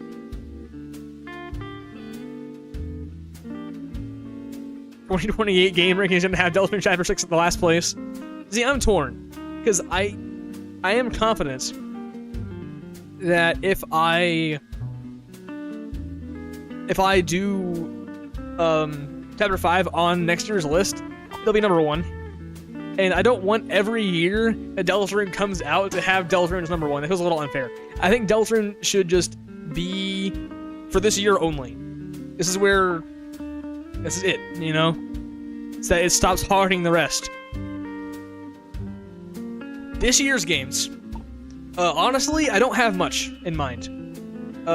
There are games, well, for games that are coming out this year, there's Tomodachi Life, finally a Switch game I can play. There likely is Persona 4 Revival, pretty exciting. There is, Silent Hill 1 Remake, Deltarune. So yeah, there's not a whole lot that I'm looking forward to, necessarily. As far as the Switch goes, there's that new Yoshi game that's coming out, right? Switch 2 is amazing. Yay. Love the Switch 2. So there's that. I did recently buy some games on Steam, some old classics that I haven't played yet, actually. For example, BioShock.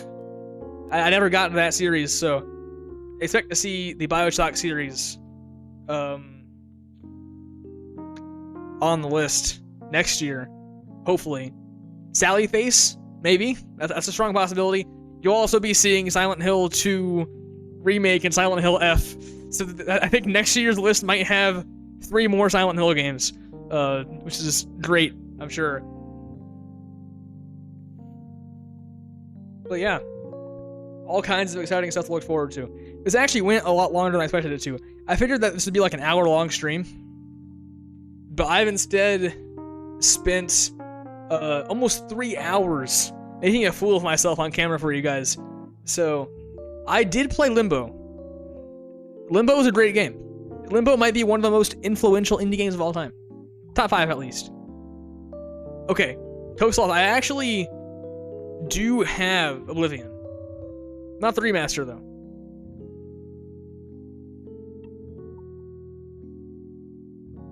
The Passion Stream, exactly.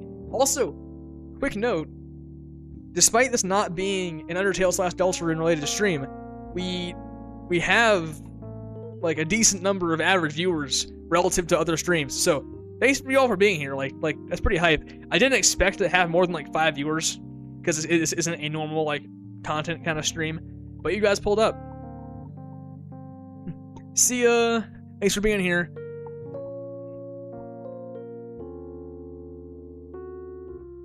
Feel free to shoot that game my way, Aaron.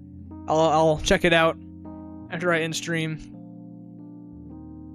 All right. Well, probably about time. I think time is knocking on my door here. For a few reasons. One, I have to use the bathroom. 2, Silent Hill remake. I want to play it now. And 3, that's all for the stream today. That's all I had in mind. So we'll see. Oh, I saw DM Cersei. I haven't read it yet, but I saw that. I'm curious as to what it's gonna say. Yeah. So thank you all for being here. I love you all. Be safe. Be smart. Don't be stupid. And have a great rest of your day.